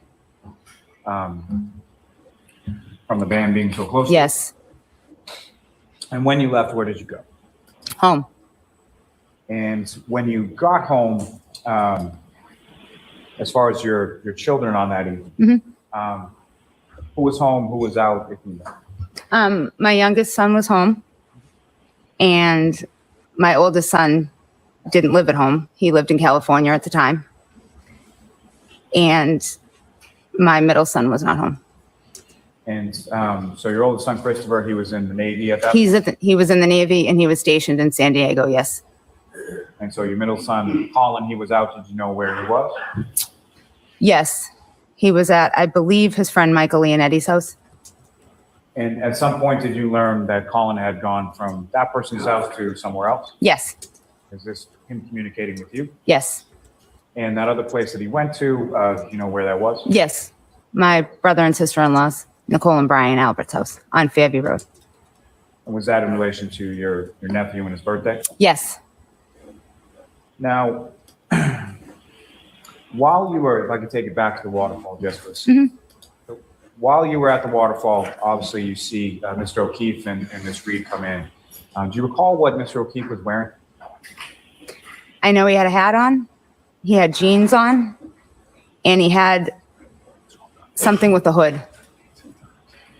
And from your observations, did you ever see him with like a winter coat or a jacket or anything like that? I did not. And with regard to the clothing that you observed him wearing, what, if anything, did you observe as far as the condition of that clothing? And that, I mean, was it torn? Was it disheveled? Anything like that? No, nothing that I Somebody remember. talk to her? And with regard to Mr. O'Keefe, as far as his appearance, what, if anything, did you observe about him as far as injuries or anything? Nothing. Now, with reference to your group as far as at the waterfall, how would you describe sort of the overall demeanor or tone of the group and what was going on?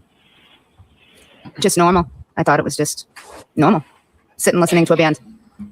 So at least during the time that you were there were Was no that arguments, before or disputes, after anything your like that? headache? And specifically to Mr. O'Keefe and the defendant, Ms. Reed, while you were there, during the short time that you were there, when they were there, did you observe anything as far as any arguments or disagreements or anything like that? No, I did not. Now, at the time, so during that time between when they arrived, you mentioned that John went up to the bar, correct? Yes. And where did the defendant go? She talked to me at the top of the table for a few minutes, and then I believe she made her way down the table to either Jennifer McCabe or the couple that was at the end of the table to speak with. And was it during that period of time that you had enough with the migraine and went home? Yes, I left very, very shortly after that. Now, during the time that you were there and you were speaking with the defendant down sort of your end of the table, what, if anything, was discussed as far as sort of where to go, what to do after the what? I do remember, I'm sorry, that Karen had asked if we could go back to D&E, my husband's store, and make pizza, because that's something we frequently do if we're out at the end of the night if we're hungry. So wait. So Karen got there. Okay. So Karen got there at 10:54. Was it 33? And 43, I think. And then you left at 11:18:46, which means that 6 more minutes, it's already 11, right? So you spent an average of 26 minutes, not even 22 minutes you were there. How can Karen want to go to D&E Pizza? Chris left at 12:13:43. You left at 11:18. So what? Wait. Karen wanted to go, and she stayed with you for a few minutes, and then she made her way to the end to talk to Jen and Karina Kolikithis. So where do you get this idea about the pizza situation? And then I believe she made her way down the table to Yeah, she did. either Jennifer McCabe or And she the stayed couple there that was at the end of the entire table time. to She speak didn't with. go back to you. She never And was it went during back that to period you. of time that you had enough with the migraine and went home? Yes, I left You very went, shortly yeah, after at that. 11:18. During the time that you were there and you were speaking with the defendant down sort of your end of the table, what, if anything, was discussed as far as sort of where to go, what to do after the what? Bullshit, Julie. She had just gotten there. How can she be discussing where is she going to go, what to do after they leave? I do know that, I do remember, I'm sorry, that Karen had You asked know or you remember? if we could go back to D&E, my husband's store, and make pizza, because that's something we frequently do if we're out at the end of the night if we're hungry. And was that something that you had discussed with Ms. Reed either on that date or on prior day? I believe we discussed just that we went there once, and we said next time she'll have to come with us. And was that something that was discussed as a possibility or something that was going to happen that night? I think right away, I just wasn't going to do that because I wasn't feeling well. And I think I might have said, talk to Chris, because I wasn't going to do it. And is that something that she mentioned over the course of that evening once, more than once, or something? Just once to me. She wasn't your friend anyways, right? So when you get home, at some point, the rest of your family came home at some point in the evening, correct? Yes, And who came home first? Your husband, Christopher, or your son, Colin? my husband. You know about what time that was? I want to say about after 12, maybe 12:10, around there. So sometime around 12:10? Sometime around 12:10, yes. And what, if anything, do you recall specifically about when your husband, Christopher, came home? He came upstairs to my room. He was shivering because it was cold out. And he immediately went to the bathroom, got undressed, and got into bed. And your son, Colin, you've been in communication with Yes. him over the evening? Yes. And about how long was it after your husband came home that your son called? 10 to 15 minutes. And were you essentially waiting up for him? Oh, yes. Yep. Is that sort of common practice? Yes. I do not go to bed until my kids are home. You And do is there not another go common to practice as bed far as when until your kids the come home? kids Where do they go home. when they first come in? They immediately will always come in the door, maybe grab a water. Okay, so 10 or 15 minutes, right? But this is Chris Albert right here. So it's 12:13. There's the Yukon going by, right? And there's Chris Albert's head right there underneath the canopy. 1, 2, 3, 4, 5. He sees the Yukon, he heads that way to the left. So Chris' house is right here to the right. It's right there. It's a Maplecroft. He didn't go home. He turned left. So when you're saying that, what are you saying?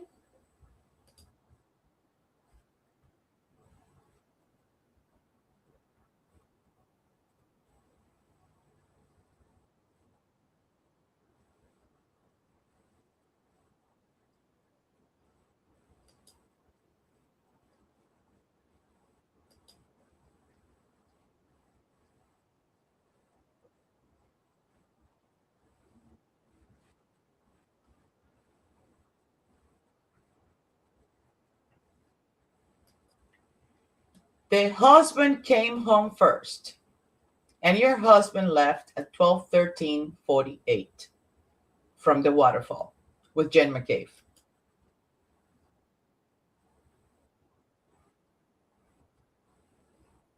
Yeah, no. And then there's a police report that says that Chris followed Brian Albert to his house. So line number 15,7,000.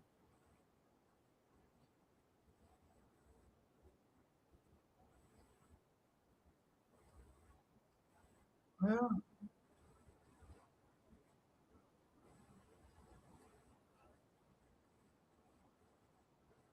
no pajamas.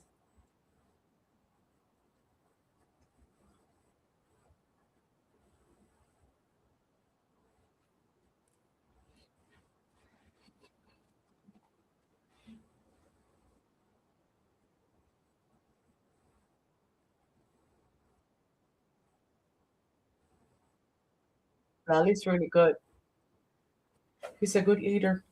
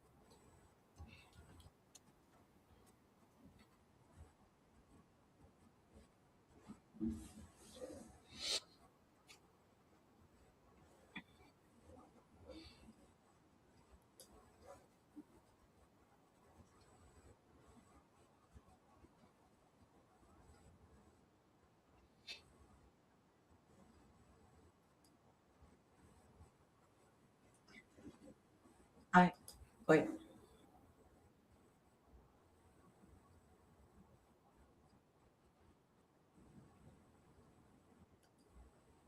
$4.55, Julie. 4.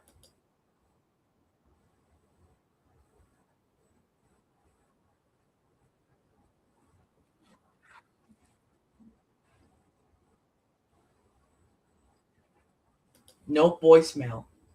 No notification. She made a mistake with the time. It's 4:55, not 5:55. So she had a missed call, no voicemail, no notification.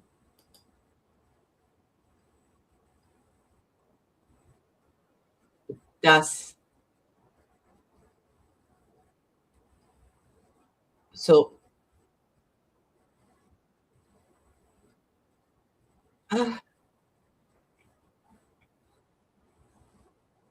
Dunkin' Donuts was closed. There-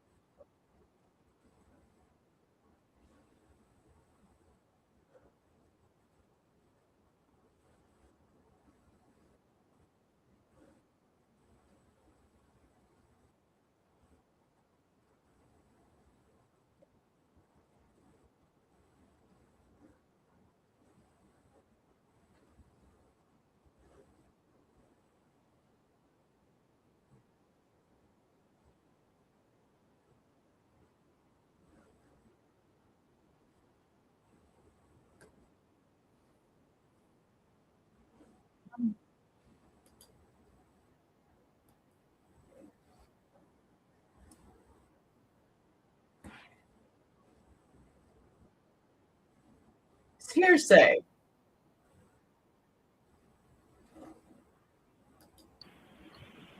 And after hearing that information, Mhm. how long were you at your brother and sister-in-law's house? I mean, Probably about half hour, 45 minutes, maybe.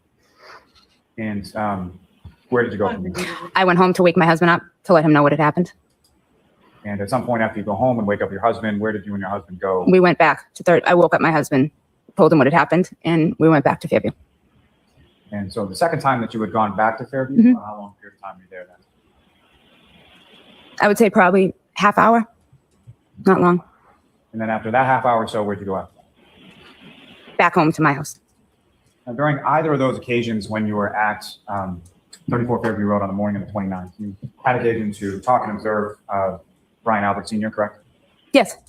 And similar to the questions that I asked you with regard to Mr. O'Keefe and your son Colin, what, if any, injuries or anything out of place did you note with respect to Brian Albert Sr.? Nothing that I saw. And, same question with respect to Mr. Higgins, as far as you made observations and spoke at least in the same room as him on that morning? Yes. And what, if anything, did you observe as far as injuries or anything else on Mr. Higgins? Nothing.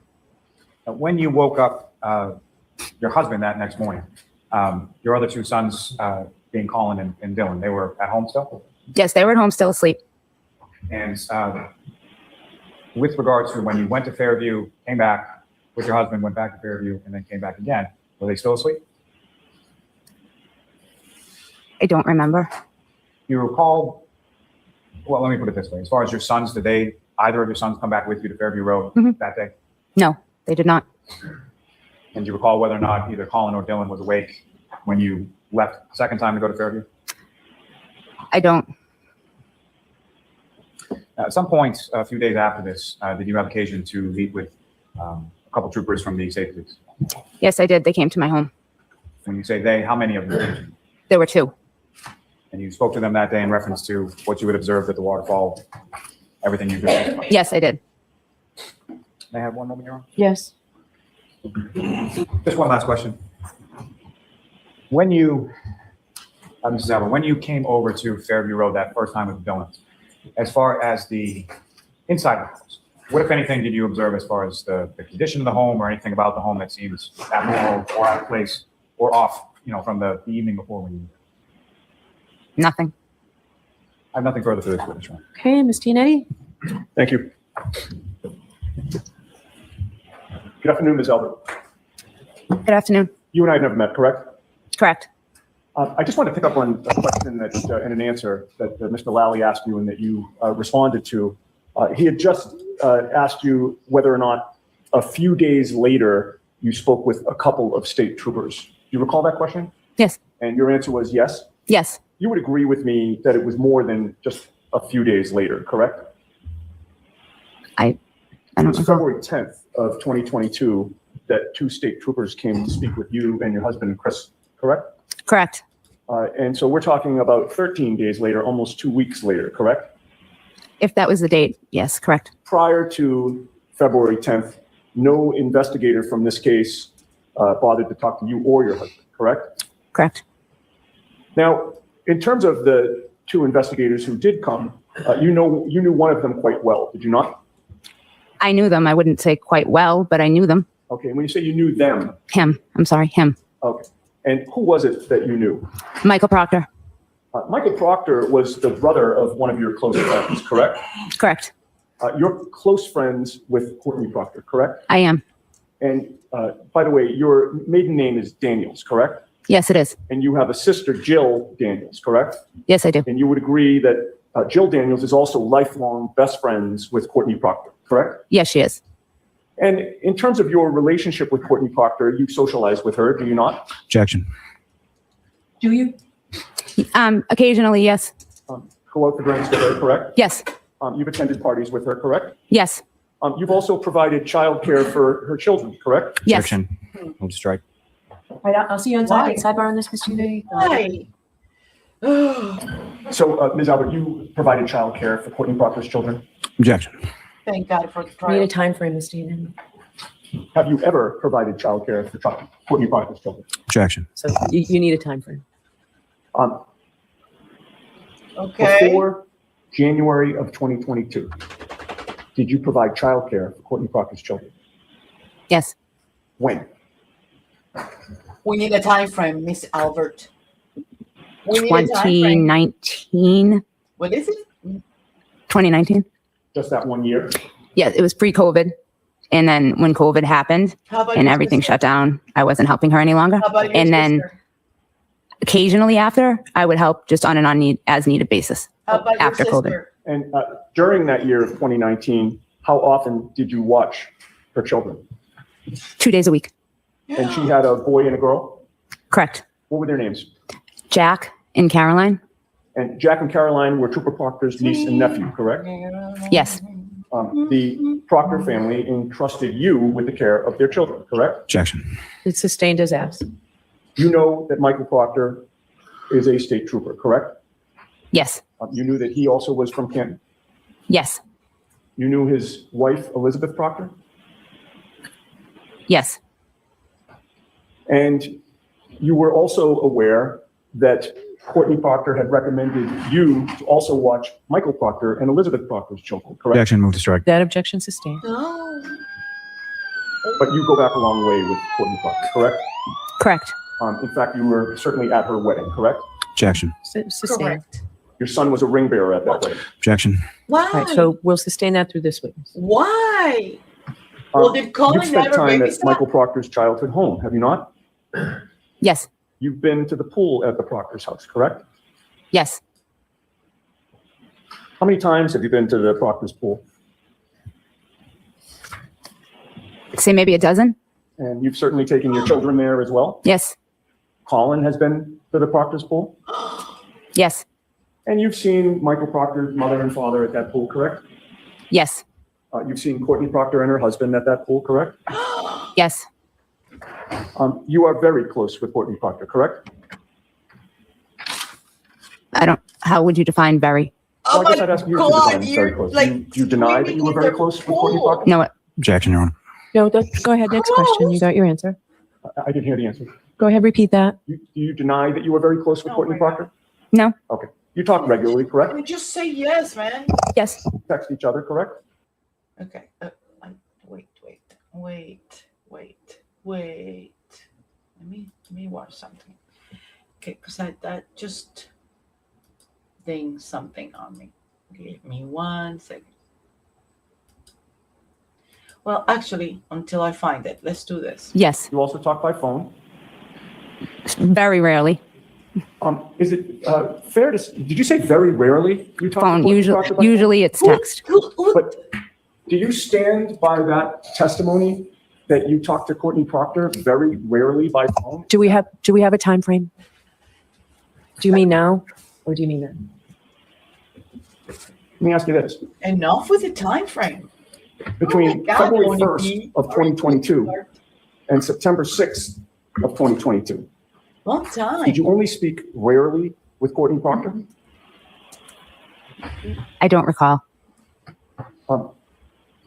Were you using Courtney Proctor as an intermediary to communicate with Michael Proctor about this case? Objection. I'll allow it. No, I was not. Are you aware that between February 1st Oh my God. of 2022 and September 6th of 2022, you and Courtney Proctor spoke by phone 67 times? Objection. Were you aware of that? No, I don't know the exact count. Do you deny that you spoke 67 times? I don't deny it, but I don't recall the exact amount of times. Okay, so you don't deny that you spoke 67 times. You still want to maintain your testimony that you only talked very rarely with Courtney Proctor during that time period. I just don't remember the exact Very amount of times. rarely. Well, you know that my client, Karen Reed, was arrested in connection with this case on February 1st of 2022, do you not?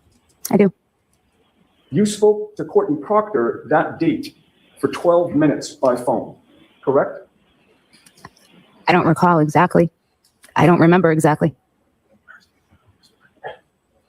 That's grammatically incorrect. Before I And it put- has to be. Your memory's exhausted as to whether you spoke to Courtney Proctor that day, and Memory if so, exhausted. how long the two of you spoke?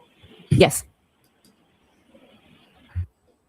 I'm showing you a document with a number of, Just show it to us. right, no, I just want to point out which one that I'm pointing out. So the third, I was going to say a number of lines. The third line down, if you would take a look at that specific date and time, and see if that refreshes your You memory. know what it is, right? About They, whether they and how turn long around you- and they use their own words to sort of like instigate or provoke some sort of reaction, because like who uses very rarely, like rarely, seldom, often, never, always, those are adverbs by themselves, right?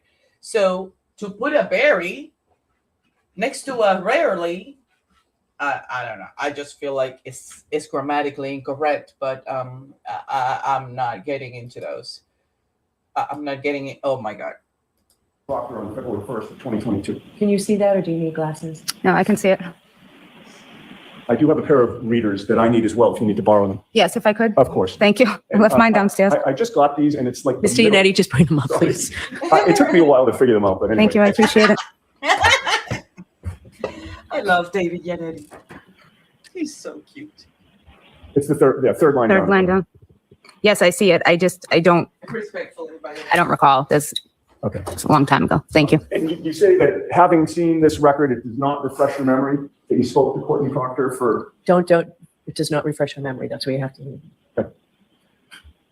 Did Courtney Proctor tell you the day of my client's arrest on February 1st that she had been discussing the case with her brother that day? Objection. Sustain.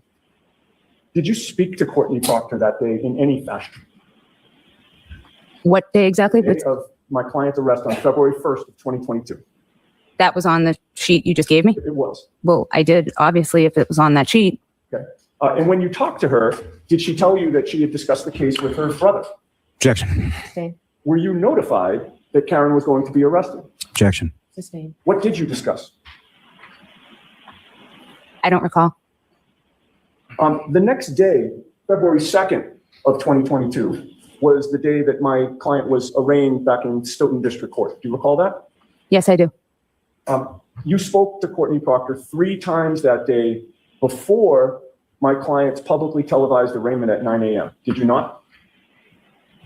Again, I don't remember. After the arraignment, you spoke to her again for 27 minutes, beginning at 10:58 a.m. Did you not? I don't recall. Okay. So your testimony is, well, strike that. My client's arrest was pretty big news in Massachusetts, wasn't it? Objection. Sustain.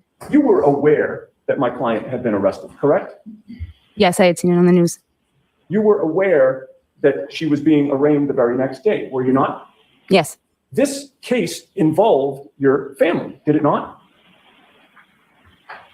How do you mean it? Well, you knew that John O'Keefe was found dead on your brother-in-law, Brian Albert's lawn, correct? Correct. So necessarily, your family was involved in this case, correct? Somewhat, yes. And you knew that ultimately you'd probably be talked to by investigators from this case, correct? I assume so, yes. Didn't happen for 13 days, but ultimately they did come, correct? Yes. So this case had to have been pretty big news within the Albert family, was it not? Well, yes. Yes. You were discussing it with your husband, correct? Yes. You were discussing it with your other relatives, correct? Yes. You were discussing it with your friends, correct? I don't know about my friends, but Okay. Yeah. So is it your testimony that with all of this going on, you confined your discussions about this case just to your specific family members? not necessarily. No. I mean, clearly, you would have talked to Courtney Proctor about it, correct? Objection. Sustain. What? Good morning, Ms. Albert. Good morning. Ma'am, you will recall yesterday, I broached the topic with you of how often you and Courtney Proctor speak to each other over the phone. Do you recall that line of questioning? Yes. And when I asked you to describe the frequency of those phone calls, I didn't put any words in your mouth, did I? I didn't suggest how frequently they were. You came up with the word. I don't really. Well, let me put it this way. When I asked you how often you talked to Courtney Proctor, you could have chosen any word in the English language to answer that question, correct? Correct. What was the word that you chose? Not often. I don't remember, How about honestly. rarely? Rarely. That was your word, correct? It could have been. I don't really recall. I don't recall. You don't recall telling this jury yesterday that when I asked you about how often you spoke to Courtney Proctor by phone, you said, well, rarely. I don't remember. What is your definition of rarely? Not daily.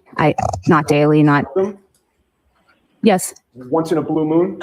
no. My God. Okay, so I guess when the first one finished, right, the trial channel transitioned to like it almost went unnoticed, like because we were with the green shirt, and then we ended up with the blue shirt. So it went from one to another. So that's the consecutive, because I know that it got interrupted. But this is Colin's mom, so obviously her kid was at this house. I mean, in my opinion, there is no other way to put it. Colin was at this house. There is no way I would have gone through such a great length of this is like a horrible display of I don't know. I mean, does she think that she was pulling it off? Like, I don't understand this. This is almost embarrassing to watch. It is beyond embarrassing to watch because, okay, so Colin was a kid back then, right? 18, 19, 20. And, but she's an adult. So if this is how the parents act, how do you expect the kids to behave?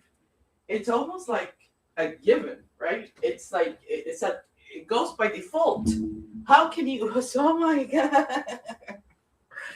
But it is interesting to me that not only is covering for Chris and Colin, she's covering also for everybody else. Now, we need to put this into perspective, because if and when, let's say, a kid of ours is, we go to the rescue, right? We get up and we stand up and we're the shield and the armor that stands in front of our kids. So I understand that. Like, as a parent, I understand that. But at the same time, it's one thing that your kid was playing baseball and by mistake, or hockey, which, believe me, has happened to me, and throws the stick to the left and the puck flies, and before you know it, the puck traveled, I don't know how many, whatever, and 2 days later, I get a knock on the door. We found a hockey puck in our bedroom, or we found a hockey puck in our terrace. I'm going, okay, how did that happen? But I know how it happened. So next thing I have to do is, go talk to my kid, right? I apologize to the parent. I remember the first time that it happened, I freaked out, because I was like, oh my God, like, what am I going to do, right? And I said, I'm so sorry. Was anybody hurt? It was probably my kid. I mean, he's the only hockey player around. So I'm so sorry. He didn't say anything. Maybe he didn't notice. And how long ago was this? And I was trying to pinpoint it, what time it was. Do you have any ideas? Were you at home? So after I gathered all of that, I had to go back to my kid and say, look, you need to be more careful. Either you put the net somewhere else, put it on that side where all the trees are and there's no neighbors, or figure out a way, but don't send it over to flying through the window of a neighbor over yonder, right? So, and that was that. I mean, it was an accident. He was 7. So, I mean, what do you do? But then, 8 years old, 9 years old, 10 years old, 11 years old, somebody else comes knocking on my door and says, well, we had to replace a siding. And I'm going, oh my God, here we go again. And by then I was like, these were different neighbors. So yeah, I got my kid. I brought him downstairs, because by then he's no longer 7. He's now 10 going into 11. So I needed him to face the face of that neighbor that came over to us and said that his hockey puck broke something. If you don't put your kids in a position where they feel ashamed or regret what they did, or at least feel sorry, even if it was an accident, even if it was unintentional, you have to do that at an early age, because this is how they learn. This is how you avoid that they continue to do the same thing and throw the stone and hide the hands. There's a lot of that going on right now. I was talking to PC yesterday, and I'm thinking, this is generational, because you cannot tell me you know, the way that the society is going. You can't tell me that back in the day when we were growing up or we were being raised, if we didn't do something wrong, I had to be the first one to raise my hand. That was me. I'm sorry. I'll pick it up. Right? I had to be the first one to raise my hand because it was a lot better. At least that's what my dad said. It's a lot better if you come and tell me what you did than if I find out what you did and you didn't tell me. So if something happens, you better be the first one to tell me.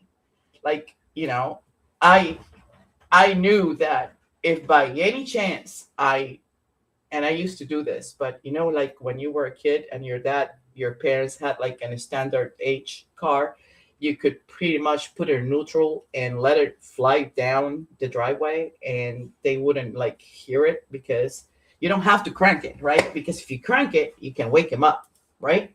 But if you put it in neutral and you let the car roll, the car rolls in neutral and you can just, you know, with the clutch and the brake, you can stop it. And then you put it in neutral again and you start moving the steering wheel and the car goes. And then you crank it up like right down the street. That way you don't wake up your parents when the muffler goes or the header goes. And that was like so much fun. So I was like, I was a good kid, but I really liked doing that because, yeah. So I had to at least say it afterwards when I got caught. Yeah, I was the one. I put on reverse. I let it roll. And then, you know, I crank it up around the corner. But I only went around the corner or around the block. I brought it back. And right now, we don't have that. We don't have that sense of accountability. Like kids do stuff and then they don't say anything. And then you find out and that's when you confront them. It's almost like a delayed accountability session with your kids, and it shouldn't be that way.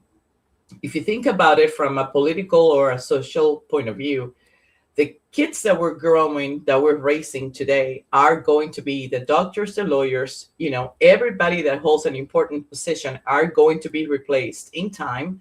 They are being replaced right now. Like Lindsey Graham just, you know, passed away at 74 years old. A lot of people have mixed feelings about Lindsey Graham, but you know, there's a background there that not a lot of people know either. So you got to check people's background and how they lived and how from, you know, the poor upbringing that they were raised in and how they overcome that and what they did to get out of it, how they raised their sisters, their siblings, where they grew up. They all grew up in a one-bedroom sort of house. He ended up enlisting into the military and serving not 2 years like a lot of people. They just go in and get out and, you know, cowered out and chickened out just to get the benefits and put in the time and get out as quick as they got in. No, he served for at least 8 to 10 years before he got out, and then he got into politics. But the whole concept with this is, if we were to replace a senator right now, all we have is a bunch of rookie kids that come from a different generation that we have to vet because we have no idea whether the values, the core values, the integrity, the sense of honesty, the sense of service is actually up to par with what we're used to.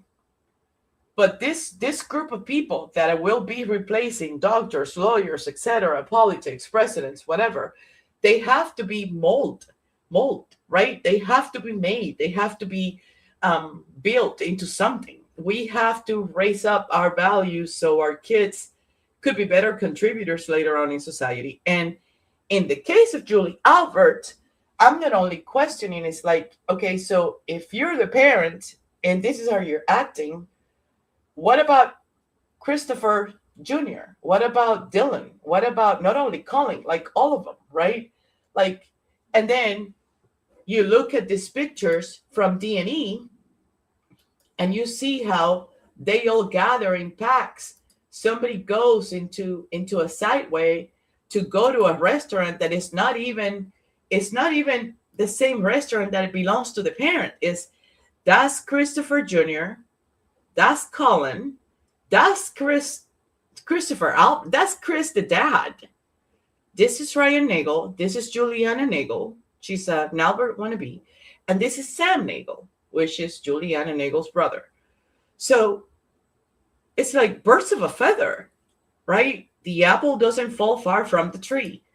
So what do we expect here? What are we expecting? You see calling, dodging depots, right? Saying, well, I took the initiative to go to my lawyer's office and did the depot when I wanted, how I wanted. And even though the opposition's lawyers were not there, I did whatever. And it wasn't that attorney, it was the other attorney. It became Diller. And you wonder why. I mean, this is why. You lead by example. So going back to her testimony, like listening to the whole thing, it makes perfect sense what's happening nowadays. Off the stand yesterday, did you log into your account or check any gold bills to confirm those 67 calls? No, I did not. Did you speak to Mr. Lally about those 67 calls after we broke yesterday and before you took the stand today? I don't believe so, no. Did you call Courtney Proctor in one of those rare occasions? Yesterday? No, I did not. This morning? No, I did not. Were you curious as to whether or not you had actually called her those 67 times? Objection. Sustained. All right. In any case, regarding all of those 67 phone calls from February 1st until September 6th, do you maintain that during none of those calls or any portion of those calls did you and Courtney Proctor discuss the investigation into the death of John O'Keefe? I do not remember. Do you deny discussing that investigation? I don't deny, but I do not remember. All right. Well, you admitted yesterday, after having seen the records, that you spoke with Michael Proctor's sister for 12 minutes on February 1st of 2022. Do you recall that? I don't recall the conversation. No, I don't. It was a long time ago. I'm sorry. I don't mean to interrupt you. Finish your answer. I'm sorry. It was a long time ago. I just don't remember. Okay. But my question is, after seeing the records, you saw the phone call for over 12 minutes, correct? Correct. And you also remember that that was the very day that the police arrested Karen Reed for this case, correct? Correct. The arrest of Karen Reed on February 1st was pretty big news in Massachusetts, correct? Objection. Sustained. You had seen that arrest all over the news, correct? Correct.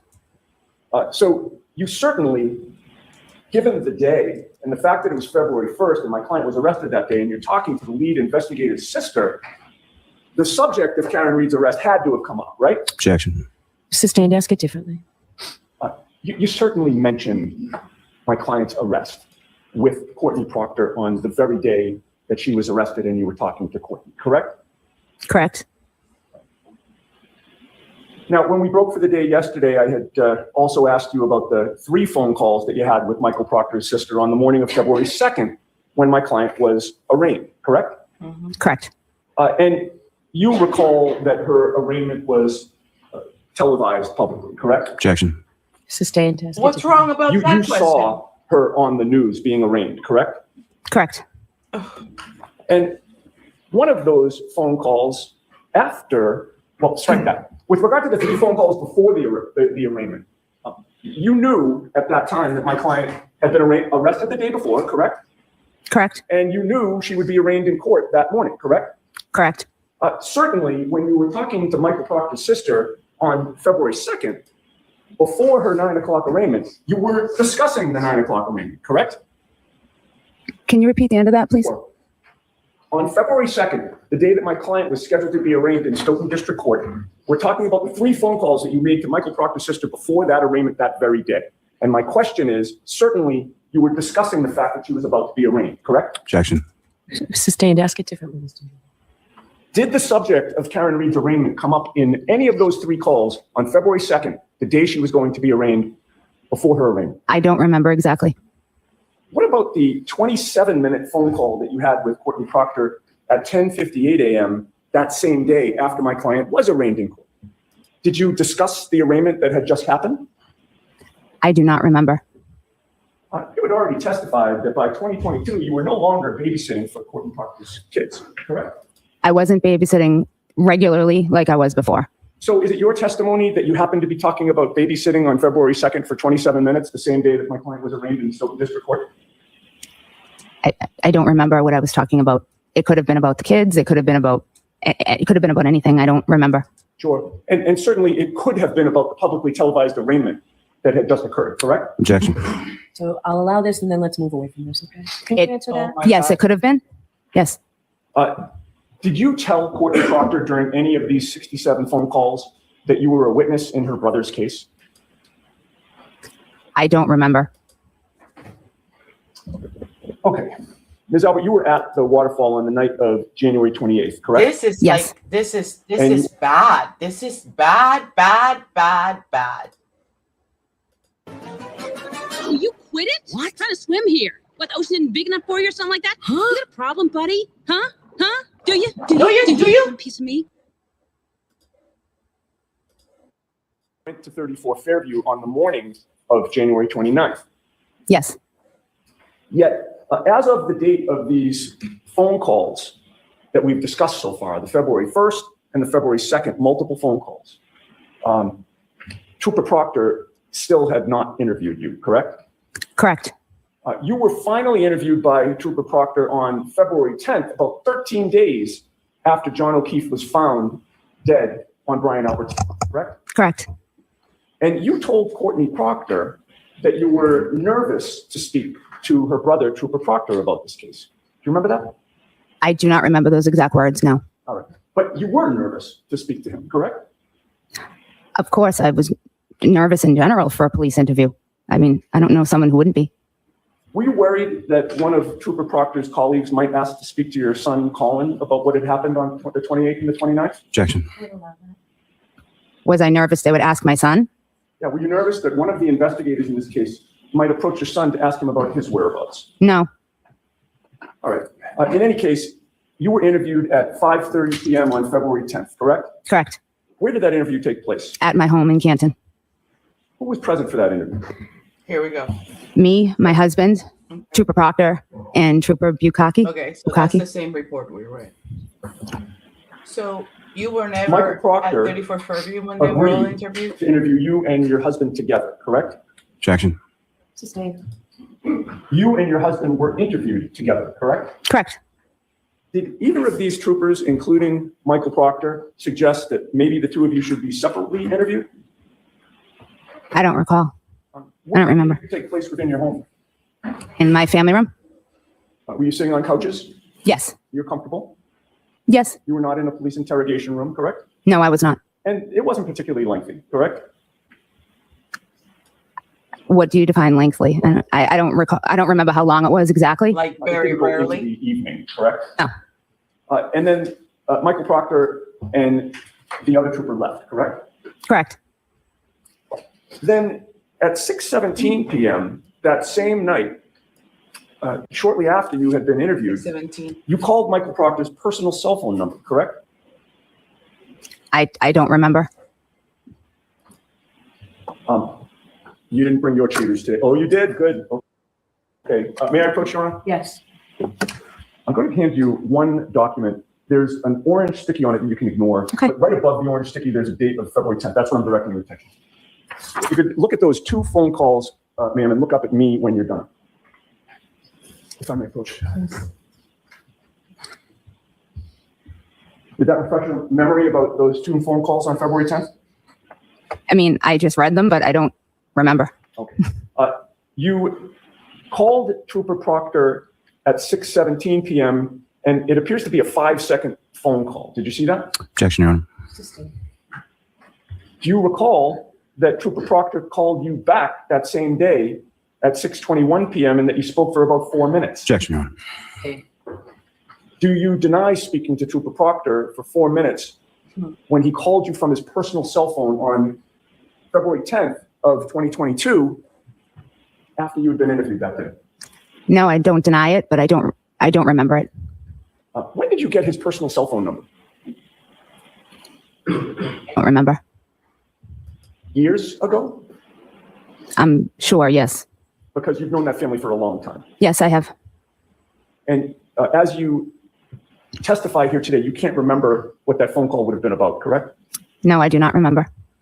Okay, I'd like to contrast your relationship with Karen Reed versus your relationships with Jennifer McCabe and Courtney Proctor. You would agree with me, and I think you testified yesterday, that Jennifer McCabe is one of your best friends.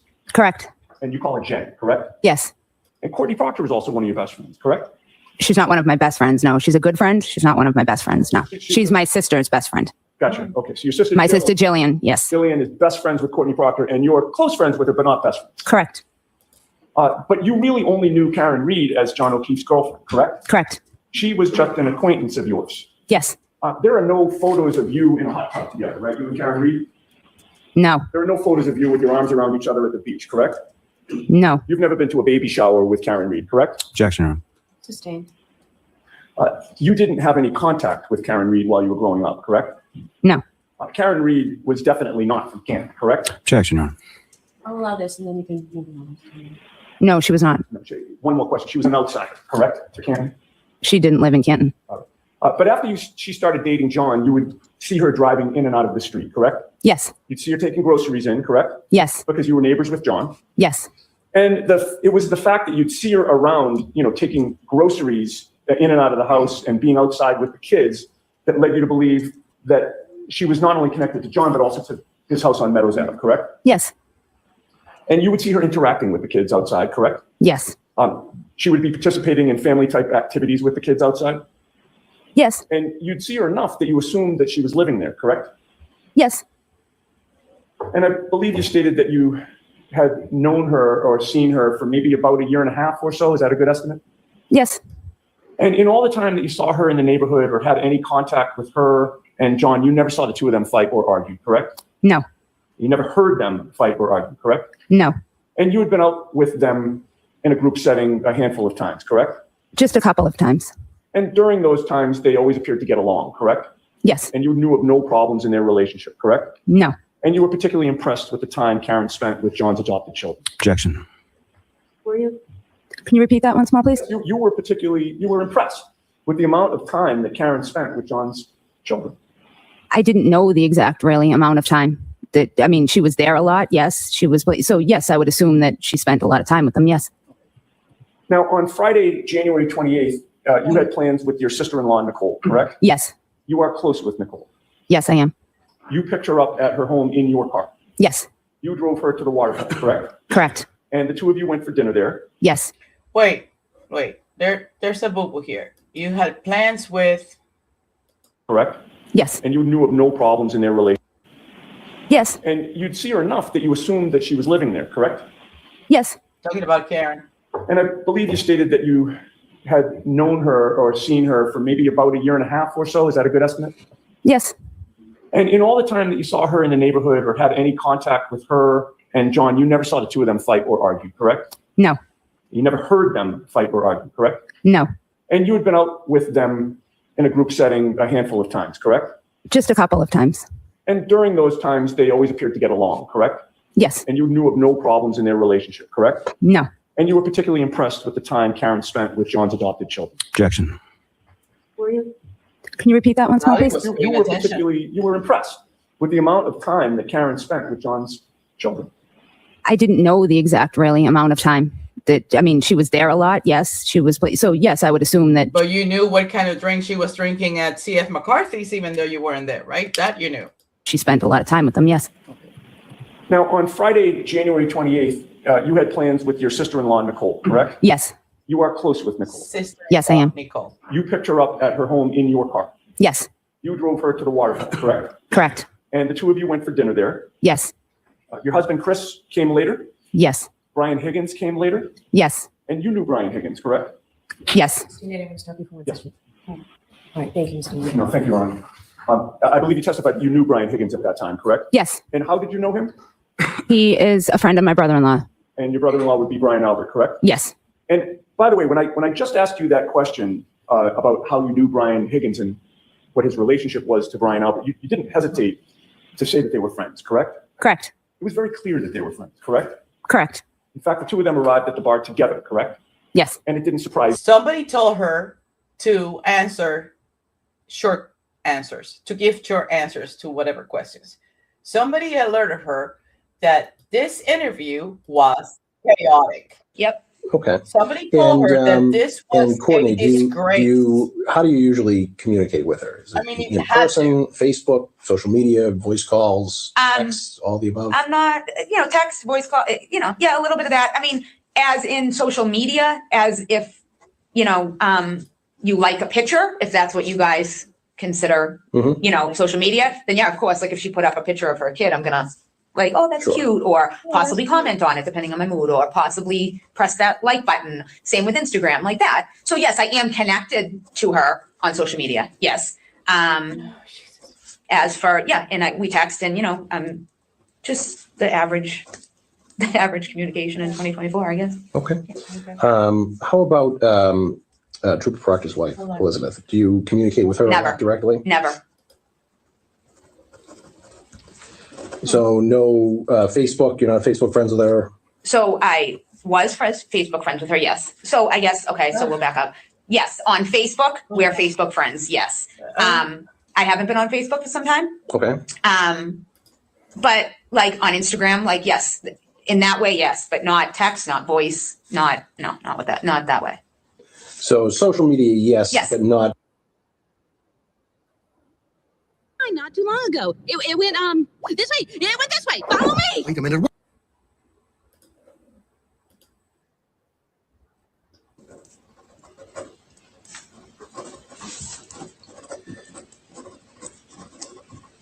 And phone would include like messaging apps like WhatsApp and stuff like that, like nothing like that. Okay. Yeah. Nope. And how about That's Trooper kinda Proctor? like No. Social media, as in, I believe, and I would honestly have to check, possibly Instagram, Okay. but not what the kids do on that, like not message, just the simple Instagram app. Mhm. And that would be it. Okay. And so do you communicate with him by phone at all? No. Not by phone. But then she was freaking out when they were asking her for her phone, remember? She was freaking out. Karen and John came sometime after that, I believe shortly after that, yes. and they walked over to your table. Yes, And then John kind of came up from behind you and sort of in a joking way, dug his finger into your shoulder correct, yes. and essentially said, what's up? And that was about it. And he went on, correct? He said, what's up, and made a joke. And And the joke was, given the fact that you and your husband moved from the neighborhood, they decided to hold a block party. yes, And John was the same jokester he always was, correct? correct, yes, And you had some contact with Karen while you were at the bar before you had to leave because of the migraine, correct? correct, And she was just very bubbly that night, correct? correct. That's just her personality as far as you could see, correct? As far as I knew, yes, You didn't know her that well, but that's how she always was, correct? correct. And you left the waterfall at around 11 o'clock, your best memory? A little after 11, And it was a particularly bad migraine that night? yes, And the loud music didn't help you out at all? not at all, And you drove home? yes, Now, when you got home, your son Colin was not there, correct? correct, He was not out with you at the waterfall. correct, He was out that night, correct? yes, And you knew that he stops by your sister-in-law Nicole's house quite a bit, correct? yes, He's very close to Nicole and Brian's kids, correct? correct, He's also very close to his aunt and uncle, Brian Albert and Nicole Albert, correct? correct, So you would have gotten home maybe shortly after 11:10 p.m. approximately? around 11, yep, around that. And that was when you entered an empty house, correct? My son Dylan was home, Oh, Dylan was home. yes, But Colin was not. he was not, And Colin did not come home at 11:30, correct? correct, He did not come home at 11:45, correct? correct, And when the clock turned midnight, he still wasn't home, correct? correct, Now, at some point, your husband Chris came home. correct? yes, You testified on direct examination that Chris came home at 12:10 a.m. on January 29th. that's what time I believe he did, yes. Okay. That 12:10 a.m. time, did you discuss that precise time with anybody prior to taking the stand yesterday? No, Was that coordinated with anybody such that your husband and you gave the same time at 12:10 a.m.? no, With the court's permission, I'd like to play the waterfall volley video. I think it's exhibit 53, just that portion. I'm going to allow my colleagues some time to find this, and I'll move on with my questioning in the meantime. We can have the lights on. Now, I believe you've testified that the waterfall is very close to D&E Pizza, correct? Correct. But your house on Maple Street is about a half mile away from the waterfall. Would you agree with that? About that, yes. Maybe a little less, but about that. All right. Would you agree it's a 7 or 8 minute walk home from the waterfall if you're walking? I realize you were driving, but if somebody were walking, it would be about 7 or 8 minutes? Maybe a minute or two less. Okay. So you would say 6 or 7 minutes would be a better estimate to cover that half mile? Depends on how fast you walk, yes. And it was snowing that night, correct? Correct. The ground was a little bit slippery. Yes. If I could have the lights dimmed again. This is the exhibit I'd like to show you, ma'am. And if you pause for 1 second. Do you recognize what's depicted in that video? You see, this Does that appear to be the thing waterfall? starts Yes. at 12:13. You see the time, 12:13 a.m.? Okay, Yes. Wait. Okay, you can run that This is through. interesting. So they're noting a waterfall, the same waterfall. Well, I'm not sure that it's the same. It looks a little weird, but they're starting at 12:13:03, which shows that, Colequitas and Matt had already left. Chris was in the bathroom. Chris is going to come out of the bathroom a minute ago. And then don't forget that he's going to start walking out around 12:13:40 something. Let's watch. This is interesting. There we go. Comes out of the bathroom, gives a hug to whoever, shakes the hand of the same guy that has been there the entire time and nobody cared to ask anything. Oh. Wow, it's pouring down rain. Can you pause it there? I am going to direct your, do you see where it says CH3? Yes. And you see the timestamp up the top, correct? Yes. Between those two markers on the video, you're going to see somebody walking by. I'd ask you to pay attention for the next, 6 seconds or so. Come on. Oh, I see what he's doing. Who's that? So, do you recognize that person? Yes, I believe it's my husband. I can't see him. You can run that? Stop. Okay. Would you agree with me that your husband left the waterfall at about 12:13 and 46 seconds? Well, yes. I mean, that's what it says on the screen. Okay. Uh-huh. So it was closer to 2:14 than to 2:10. Would you agree with that? 12:14, you mean? You know what? You're right. 12:14 than 12:10. Yes, that's what I'm seeing. Thank you. So if he's leaving at around 12:14, and Yes. by your testimony, it would have taken him he was walking home. You knew that, correct? Yes, He didn't have a car that night. he did not. And if it took him 6 or 7 minutes to get home, and by the way, let me strike that question. You had said it takes 6 or 7 minutes. Did you factor in the fact that of the weather that night for your estimate about a 6 or 7 minute walk? Objection. Can you answer that question? Is that what you said? Yes, I didn't factor in I don't know. All right, so your testimony, you don't know if it would have taken him a little bit longer, or anybody. Anybody, everyone walks at a different pace. Right, but whatever pace they walk at, given what you saw of the weather that night, is it your testimony that maybe it would have taken a little bit longer than the estimate? Because It could have. Okay. But let's leave it at 6 or 7 minutes. That puts your husband coming home at around 12:20 or 12:21. No. Correct. All right. And that 12:10 estimate that you had, you made that estimate before having the benefit of the video, correct? Correct. Now, where were you within the house when your husband came home? In my room. Bedroom? Upstairs in my bedroom. All right. And you share a bedroom with your husband? Yes. And when was the first time that you saw him within the house?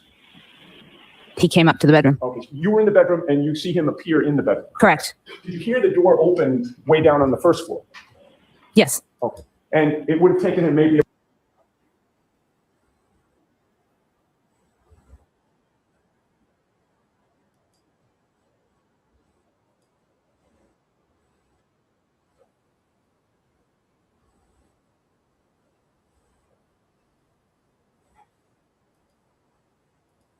No.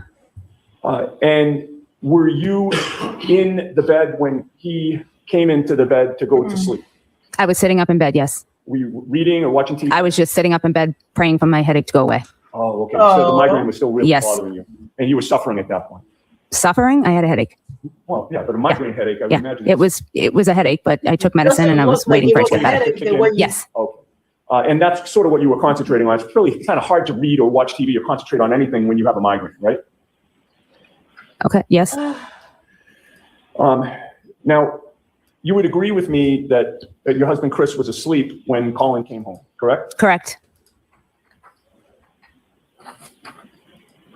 And as a mother, you couldn't have gone to sleep until you knew your kids were home, correct? correct, And Colin was the remaining child who was out there, which when he came home, that would given you license to go to sleep.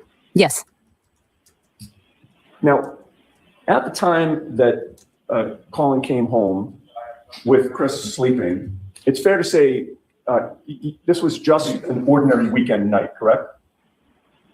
how do you, Well, in other words, you didn't know that anything tragic had occurred or was alleged to have occurred, correct? correct, So it wasn't like you were paying attention to the clock at that point and recording your memories as best you could because you knew you'd be testifying later, correct? correct, Which also explains the 1210 estimate, right? I mean, you're being asked about, times that things occurred, and it was just sort of an ordinary day, right? So it's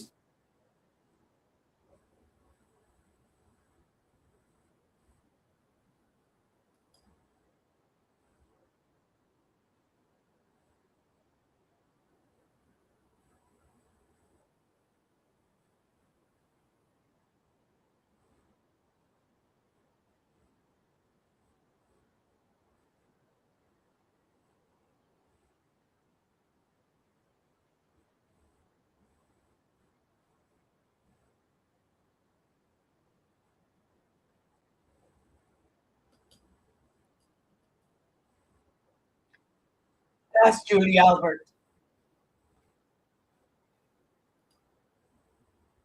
Rushing.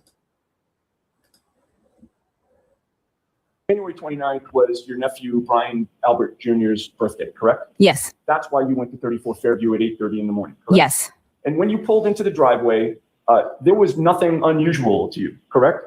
correct, This was just your brother-in-law Brian and your sister-in-law Nicole's house with snow around, correct? yes, There were no police on scene. no, There was no tent protecting the front lawn, correct?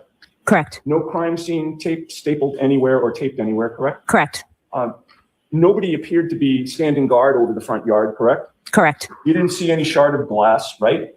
no, I did not, You didn't see 45 pieces of taillight strewn about the lawn, correct? correct, In fact, you didn't see any pieces of taillight, correct? I don't recall seeing anything, And you didn't suspect that 34 Fairview was a crime scene, correct? Objection. Sustained. There was nothing that prevented you from walking all over that front lawn, correct?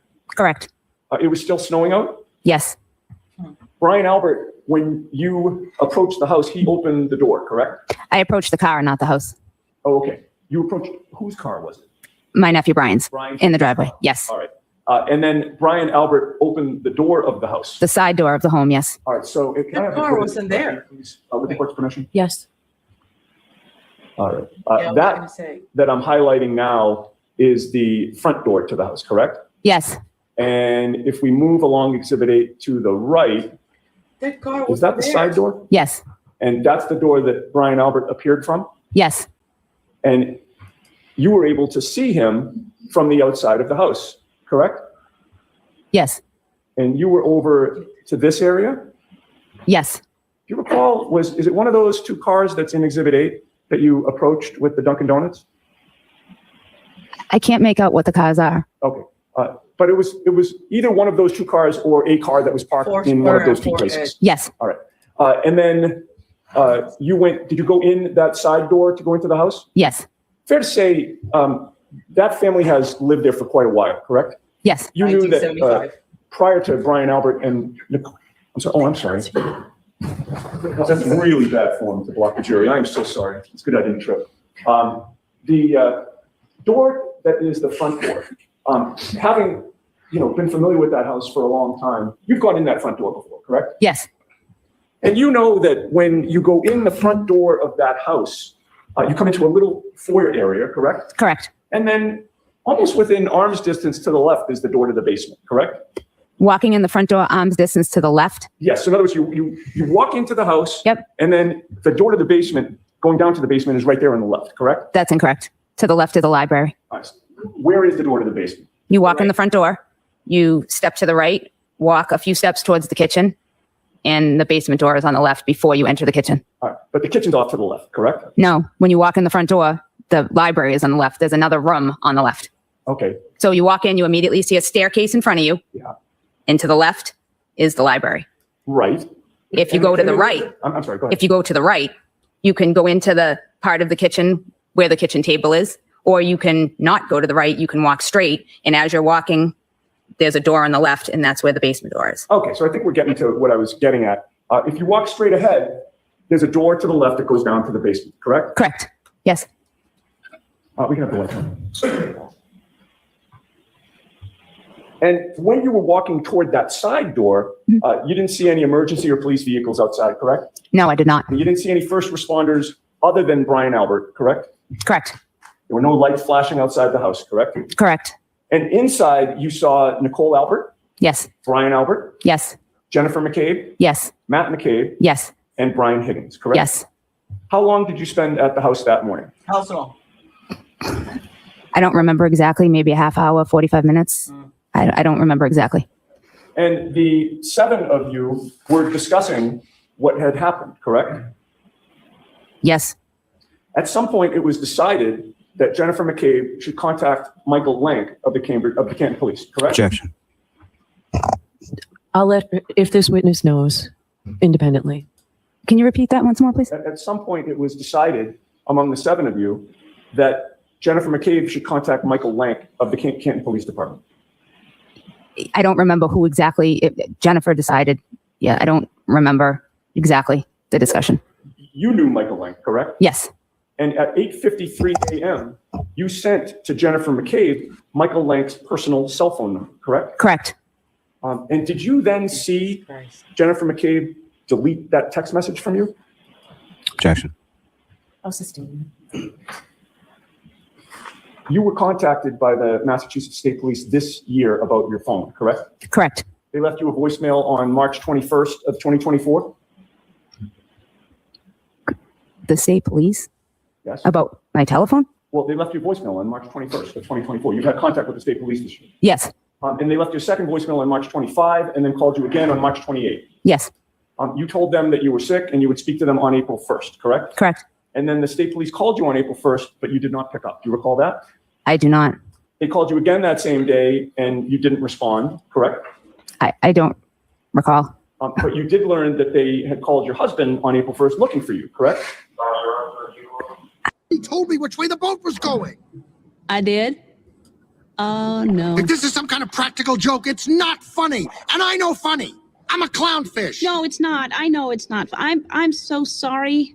See, I suffer from short-term memory loss. Short-term memory loss. I don't believe this. No, it's true.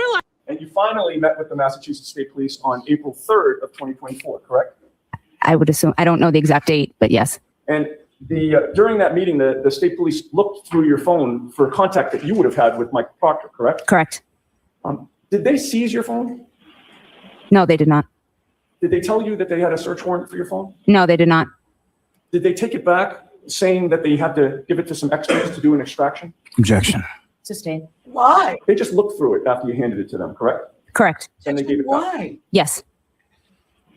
Now, with regard to your contact with Karen on January 28th, it was clear to you that Karen did not appear to be under the influence, correct? Correct. You didn't see her stumbling, correct? Correct. You didn't see her swaying.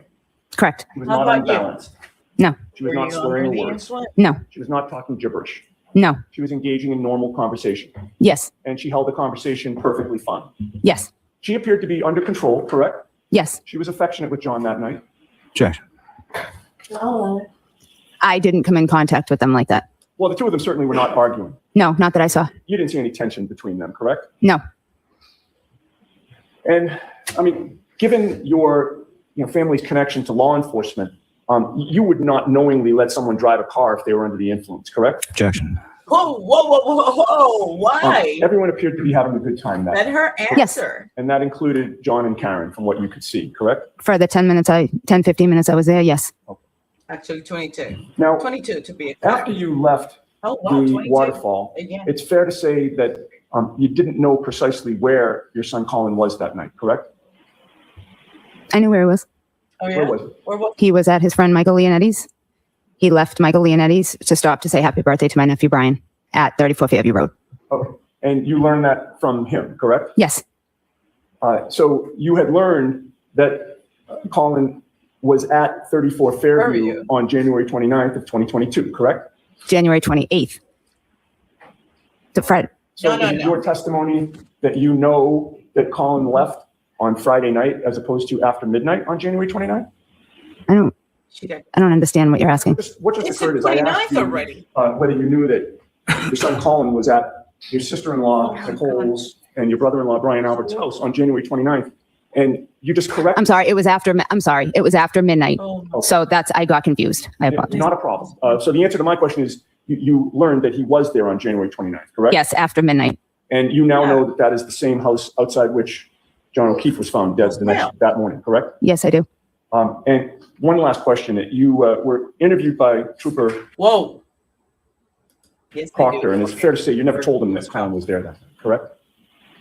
I don't recall my interview. Oh my God. I'm sorry, you guys, but I have to do this.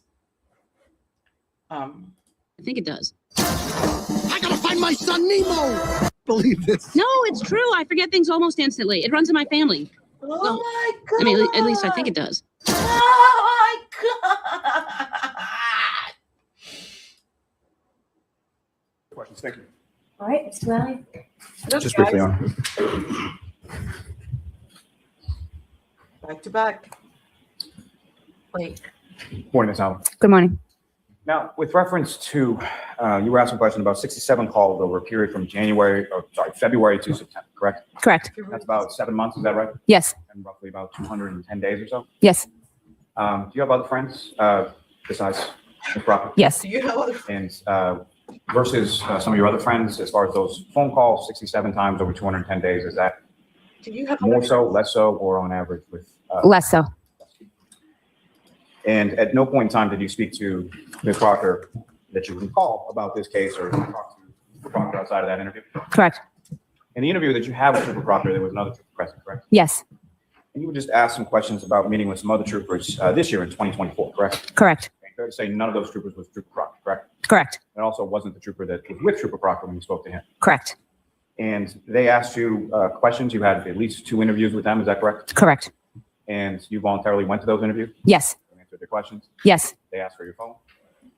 Yes. When I was sitting there, they looked at my phone. Yes. So Lally knows. Lally knew. This confirms it. I don't know if you guys remember the post or whatever it is that I posted, but after reviewing these interviews that they had with the detective Eric Benson from Law and Order and whatever, this interview, which happened March 18th, March 19th, and April 3rd of 2024. If the trial started on April Fool's, which is April 1st of 2024, Lally just confirmed, and that's what I was looking for, that he knew that she had interviews with them. So you're telling me that Norfolk County, the district attorney, because that's what the investigators said, right? I not necessarily means that I believe it 100%, because they could have said that that they were there on behalf of Norfolk County, blah blah blah, blah blah blah, right? But that doesn't mean that that's really what happened. They could have said that they were, but that's what they said, that they were there on behalf of the MSP. So wait. Message when I called you back, right? I am a detective captain with. Okay. And during that conversation, I introduced myself as a detective captain with the Massachusetts State Police. Yes, you did. And indicated that I had been assigned by the state police and at the request of the Norfolk County District Attorney's Office. At the request of Norfolk County District Attorney's Office. So when Adam Lally, let's go back here. When Adam Lally says you have had 2 or 3 interviews with them recently, blah, blah, are you going to tell me that Adam Lally didn't know what transpired in those interviews? He knew. He knew. He knew exactly. That's why you see a different reaction when she's sitting in the witness stand at trial a few days after she had already gone through those interviews, right?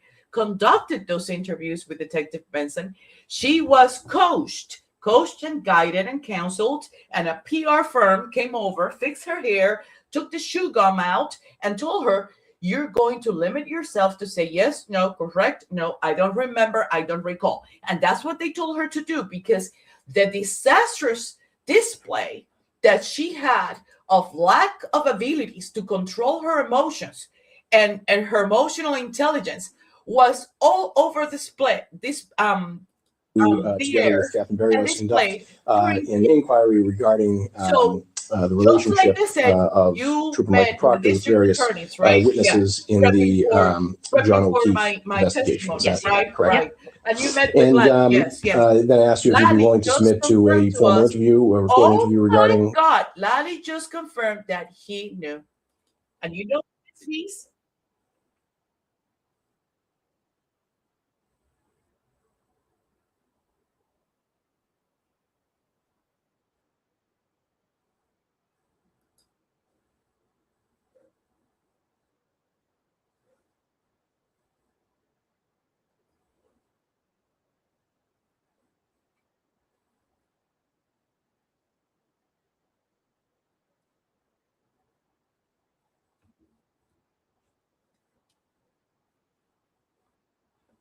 Why don't you say their names? Three.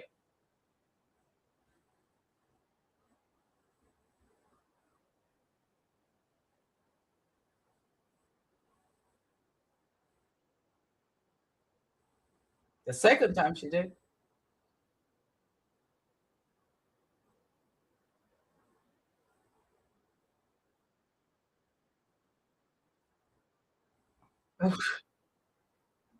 Oh my God.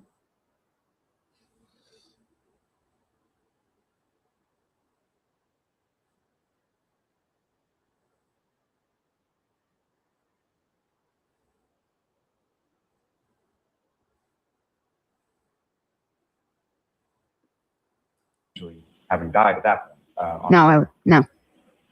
Nothing further. May we approach? Okay. Okay. Just feel free to stand up.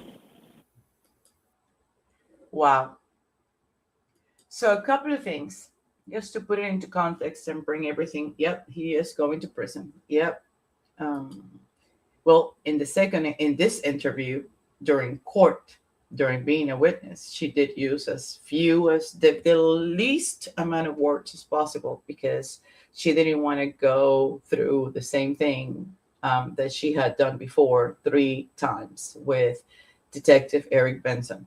But if indeed true, and I'll tell you, the level of questioning, the way that the investigators, I'm talking about Eric Benson, how he formulated those questions, the way that he guided her to start out, right? Breaking the ice. That's the first thing he did. He broke the ice. He sort of like make her feel comfortable, introduce themselves, let her know that they were asking questions in regards to the MSP. And you ask, well, why would he do that? Well, the reason why he would do that is because Julie Albert, Jill Daniels, Courtney Proctor, and Michael Proctor. But if you notice in Michael Proctor's interview, his demeanor was a little bit more apprehensive, almost as if he knew he was not MSP, right? In the case of Julie Albert and Courtney Albert, Detective Benson told them, we are here on behalf of Norfolk County. So they have no reason to doubt that. We have no reason to doubt that. The level of skepticism that I have is because I don't believe, based on how he structured that interview, how he got Julie Albert to go all turmoil, right? Go from 0 to 60 in no time and drop, like disarmed her. Like he is slowly sort of like, put the skeleton back together after she just bloop, bloop, kaput. She laid it all out. She pretty much said, I've been lying since I sat here in that interview. That was admirable to watch how he did it. And the only thing he did was He introduced himself. He said that he was there for the MSP. He started asking questions. And it's just like when you're riding a horse, right? You cannot pull the thing like tight to you because the horse is going to go up in his 2 feet, his back 2 legs, his 2 back legs. And what is it going to happen to you?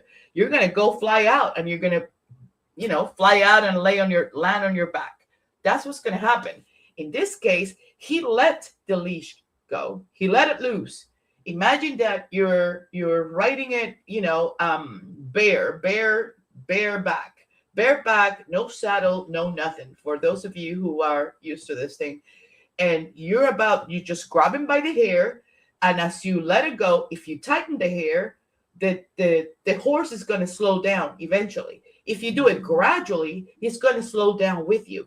If you just yank the hair out, the horse is going to go on his back 2 feet, and he's going to elevate the first 2 legs. And that's what he did with Julie Albert.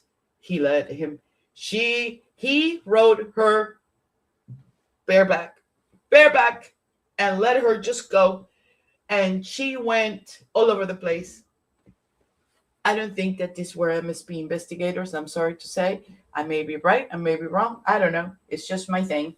And my gut tells me, no. The style, the structure, the way that they, the writing notes, what do you think they're writing? I mean, she's not saying anything. So think about that. If I'm in an interview with any of you and you're giving me information, colors, I don't know, description, measurements, that gives me a reason to write something, right? But if you're not talking, what am I writing? The writing, the taking time to scribble and write something is a time game, right? It makes the other person nervous because the other person is forced to wait. They have no idea what you're writing down on that notebook. They have no idea what notes that you're writing down. They are dying to know what the heck are you putting down in pen and paper.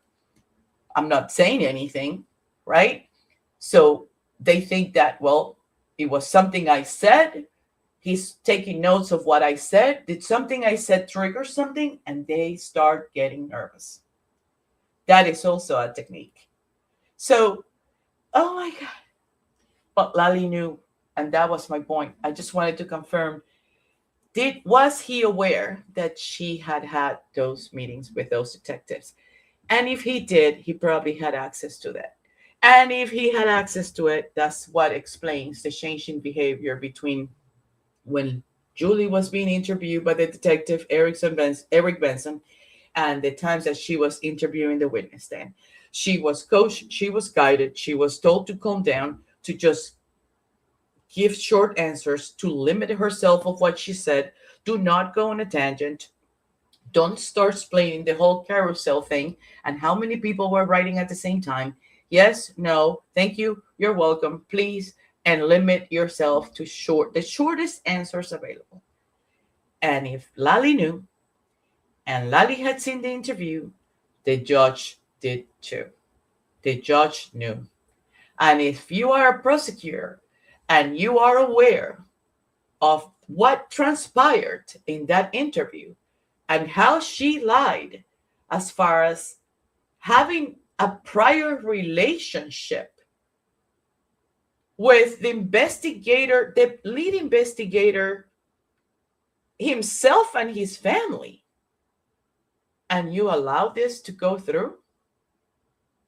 So I don't know who's going to have a field day with this, but this is juicy. This is very juicy, and this compromises a lot of stuff. There are codes of ethics and oh my God, codes of conduct. I mean, lawyers, oh my God. This is just, they truly didn't know that this was all going to come out. Yeah, I mean, there's no way to put it. How is he not? How is he not? But then again, we've seen so much so far, right? And a lot of stuff has happened, and we still are sort of like waiting, playing the waiting game and see if somebody does something. And as people are losing faith, Like, okay, so nothing is going to happen. These people are going to get away with it. That's not necessarily true. That's not necessarily true. What I assure you is that this protection, of all of these people, the more and more stuff that comes out, it just resembles how it's like how we protect or prepare ourselves to protect our children, right? Preventing them from discomfort, preventing them from learning accountability, preventing them from assuming their responsibility. Like, it's too late now because it's not age appropriate. You should have done that back in the day when they were little. This is to not even understand that actions have consequences, and you cannot undo what you already did. When you call somebody or you insult somebody or you do something or you put a word out there, you cannot take it back. It's like the same game of the little piece of wood and the nail. You can put the nail with a hammer in a piece of wood, and you can take the nail out, right, if you want to hang it somewhere else, but the mark is already there. The imprint of that nail is already on that piece of wood. You cannot restore that. You can't putty whatever and try to, it's going to come back. You already left this scar. And this is full of scars. This is full of scars. Okay, so I wanted to answer those questions. I have a few more things that I need to edit on the timeline, but just to give you, so you know what I'm doing. And I know I said earlier I was not, because I know people are waiting on me to do this. And I'm not saying that important, but I've been working on this thing for a long time. And I know for a fact that I can assure you, nobody has been doing this to this extent. I'm not saying that a lot of people have not done other things, but to this extent, I doubt it. So I'm going to show you this. And this is what I'm going to change. Wait. And I'm going to tell you why I'm doing this. So for you guys that don't know, Greg Long used to be the Boston Police Commissioner up to the time that Commissioner Cox took over. Commissioner Cox, does everybody know the story about Commissioner Cox, how he was beaten, like badly beaten? They confused him. They thought he was a suspect, and he wasn't the suspect. And he was like badly beaten by his own Boston PD people. So he was appointed by the mayor as the Boston Police Commissioner. And until he took office, it was Greg Long who took office. Well, within the FOIA records that we all got, hold on. Let me see if I can. Hold on. Here we go. Oh my God. We found that there were text messages. And this is sometimes how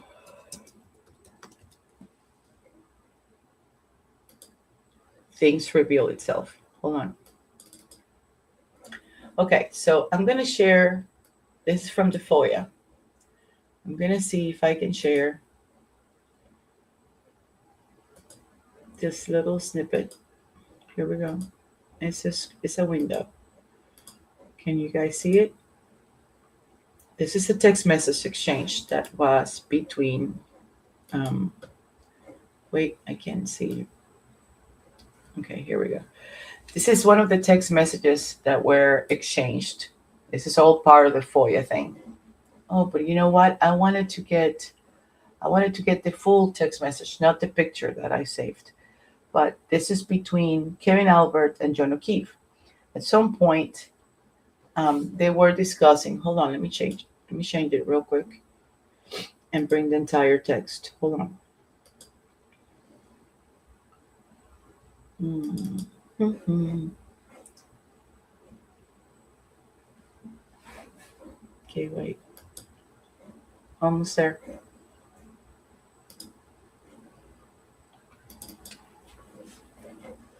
Okay. And then, okay, Kevin.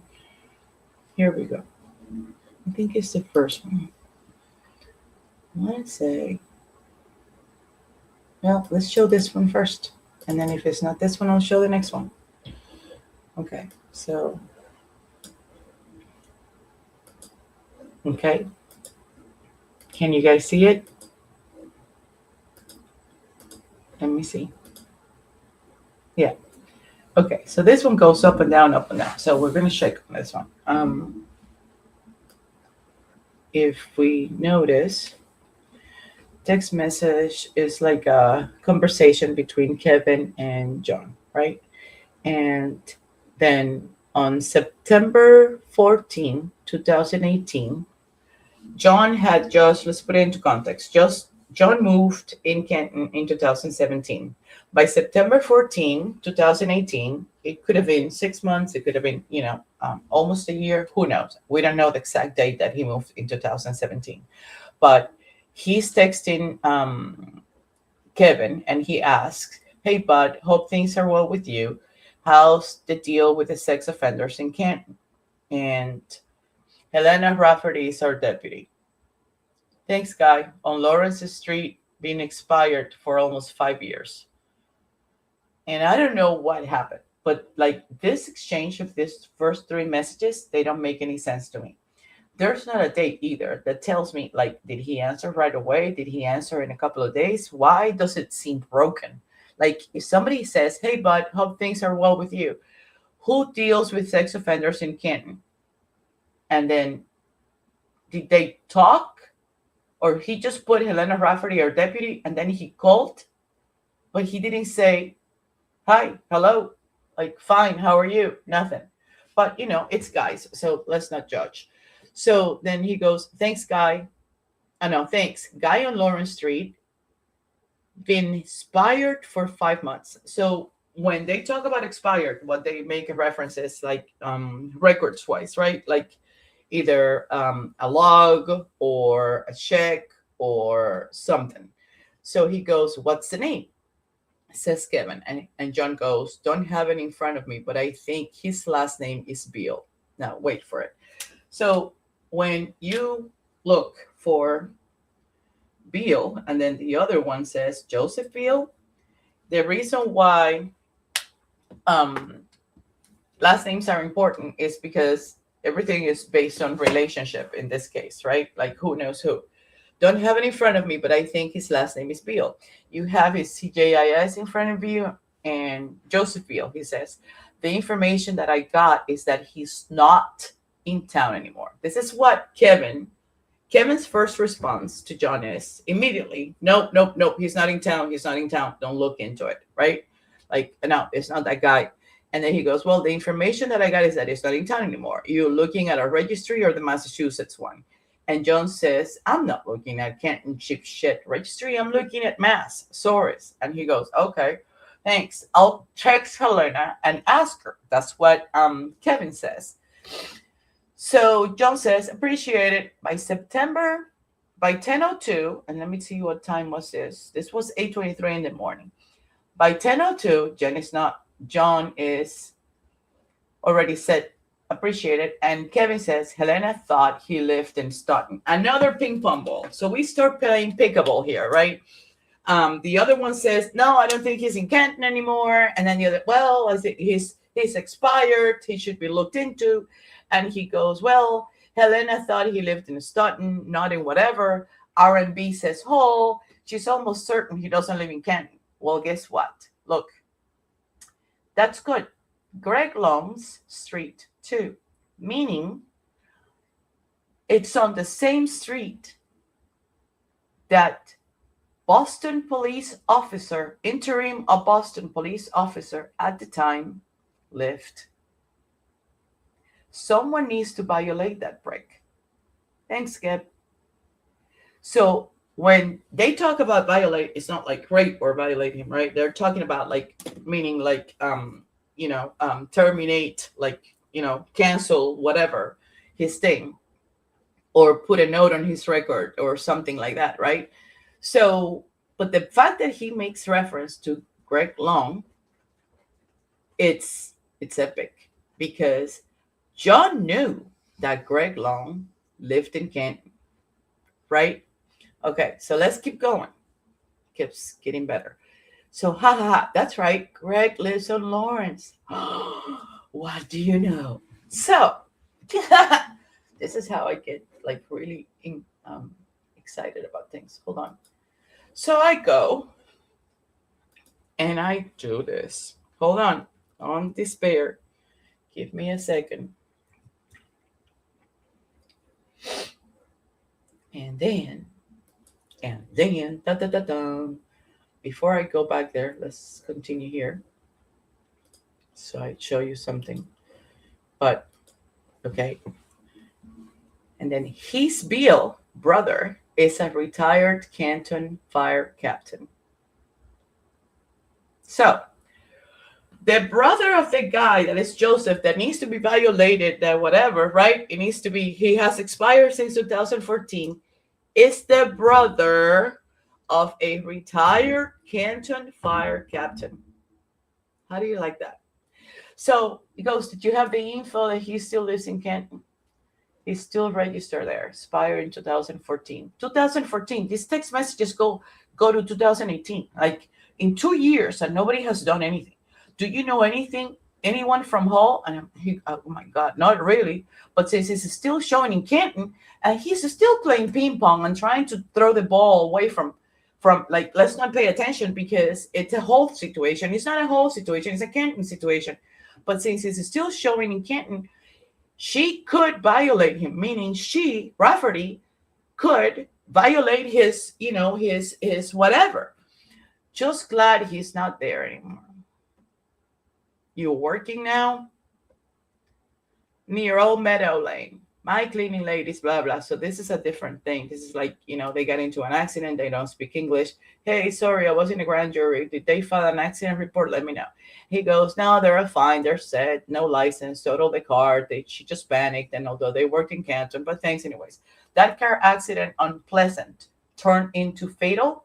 This is a whole different conversation. And this is December 24, 2018 at 8:33. And what they're talking about is Craig Casey, which is the other murder that happened right in front of John's house, that this kid apparently was found dead right in front of John's lawn.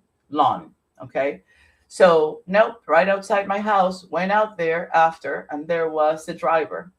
Where was the driver? On the front lawn of 676. Where are you? And he goes, One Meadows. Because 676 Pleasant, it's corner with Meadows. And it's like, hello, Roger, you out there? Johnny's asking. And he goes, just leaving, going to look at a car at tow yard. Okay. So how the hell didn't they see him? How old? And again, another ping pong. Let's bounce the ball. Great question. 30. So what's the answer, Kevin? Hey, I was half asleep. You had 3 guys there looking. Hey, bud, question for you. And now this is October 2019.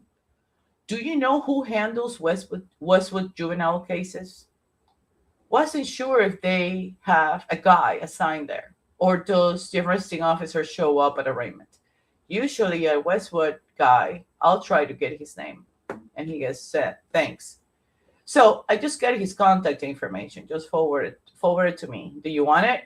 I also have a name of the PO who covered Westwood. Yeah, I was looking to reach out to whoever covered juveniles over there. Now, I gotta give you a different, another nugget here. Greg Long, right? Hold on. Let me bring this up. Let me bring this down. How do I? Hold on. Okay. So wait.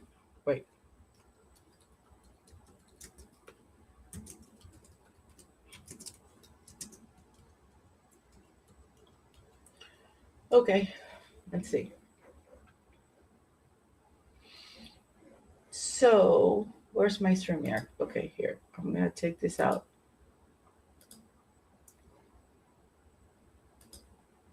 Take it out. Stop screen, and then bring this back. Share screen. Let's go to Lawrence. Okay. Can you all see it?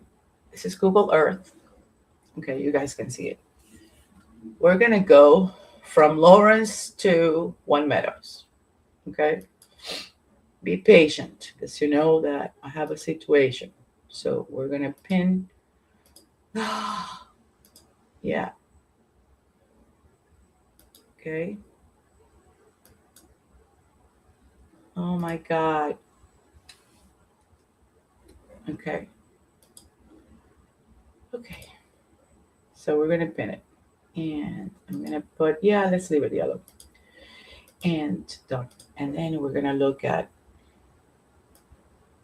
oh my God. Okay, here we go. So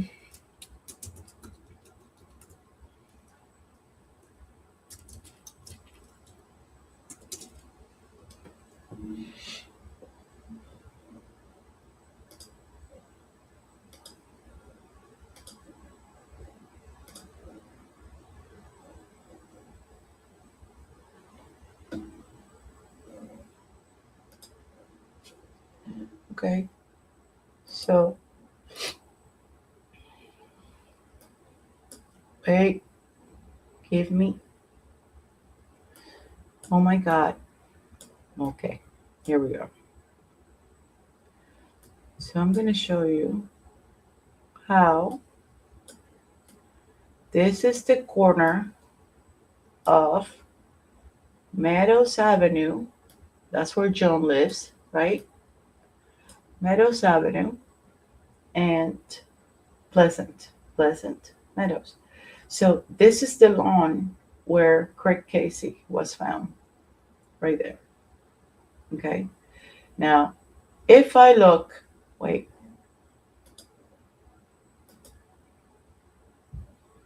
Right there. That's Joan's house. Isn't that cool? So, hello. Let me see. Wait. Okay, where are you guys? See if somebody's saying something. Okay, cool. So, let's say Pleasant, and that's where they found Joan. Those fences were put a little later. Now, we're going to go back to Google Earth and we're going to ask for, instead of Meadows, we're going to ask for 34 Fairview.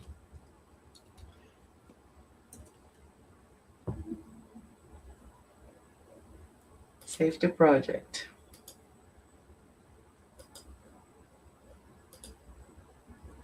Okay. Then we're going to look at all of our thingies. In relation to One Meadows and Lawrence, look how close they are in relation to 34 Fairview. And I'm going to show you where 12 Country Lane.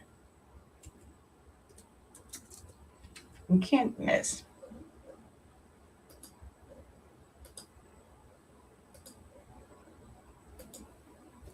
Okay. So,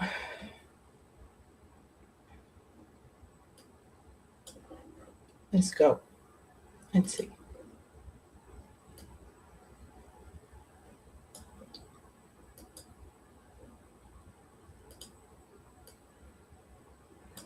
Oh my God.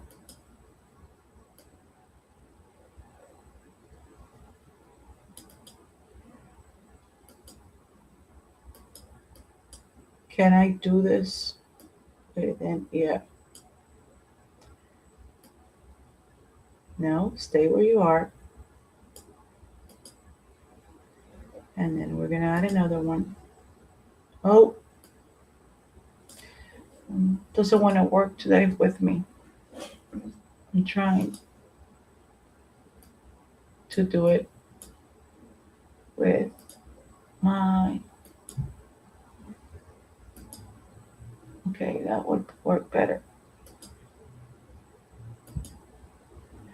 Okay, so this is going to be a perfect triangle, equilateral one, but I wanted to show you how close, if we're going to the waterfall, there's Bolivar, which is like waterfall, which is Washington, I think is 37 Bar and Grill. Okay, wait.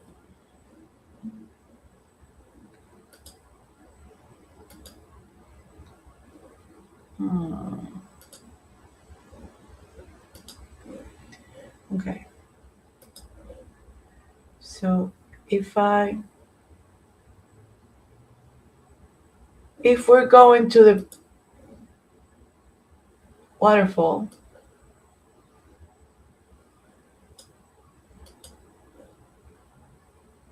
Iron Grill, right? From Lawrence, oh my God, from Lawrence Street.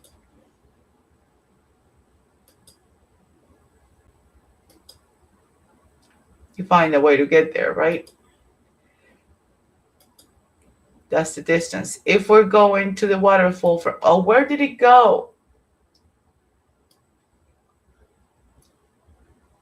Okay, this is gonna be a lot easier if I just find the one that I already did, because this is getting annoying even for me, and I don't have the patience to suffer through it.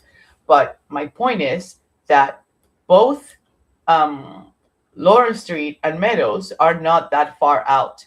This is the area where the Boston police officer, the interim that retired, moved to Canton. This is where he lived. This is where John lived. This is where, what's her name? Jennifer McCabe is, and this is where 34 Fairview is. So to go from to the waterfall, you would have to, not necessarily, but I think you would have to pass Lawrence Street to go to the waterfall. So these are known places. That was my point. And they all know everybody that lives within the Canton area. Everybody knows everybody. And the report that was submitted, the complaint that was submitted on behalf of Brian Albert, was submitted on January 10th. On January 22nd,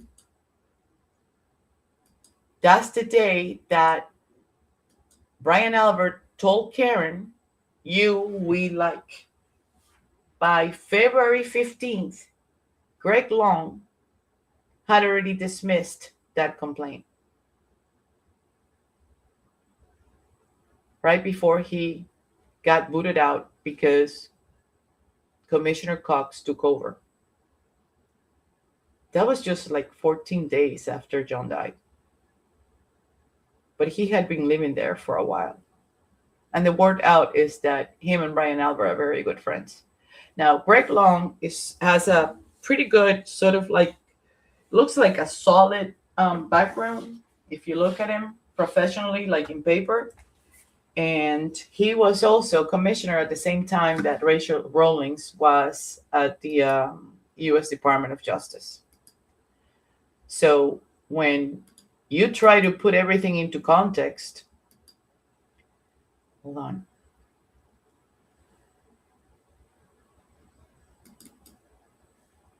And let me share this one instead.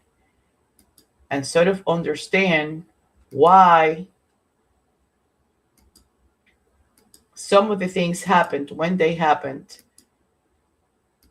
We are never going to be able to figure this out if we don't have the entire enchilada. An entire enchilada starts way back. Now, if we focus on the 2010, which at least I know that Grant and I agree with, this has a lot to do with the Sandra Birchmore situation. This has a lot to do with the first responders in Sandra Birchmore case, which was initially a suicide and turned out to be a homicide. This has a lot to do with the same actors and the same people that conducted that investigation so poorly that they actually ignored 32,709 messages that were exchanged between Sandra and Farwell. So I don't want to have to wait until October to figure out what else is going to come out of this. But starting with the fact that these text messages started in 2012 and that it was right around 2000, because I think it was the, what do you call it? Oh my God. When the Explorer program started, right? Which we know that 2012, 13, and 14, Epstein was also in Canton. And then this text messages were like, nobody cared about the text messages. Nobody had, not a worry in the world. They were not worried that they were going to be caught in these text messages. And abruptly, in March 2022, after John O'Keefe died, and all these messages just went kaput. So it is really, really difficult to ignore most of this information when you put everything together to try to understand what led to the death of John O'Keefe. That some people think that this was an accident, it's almost impossible to. So, and that's the other thing. There's more messages that are going to come about.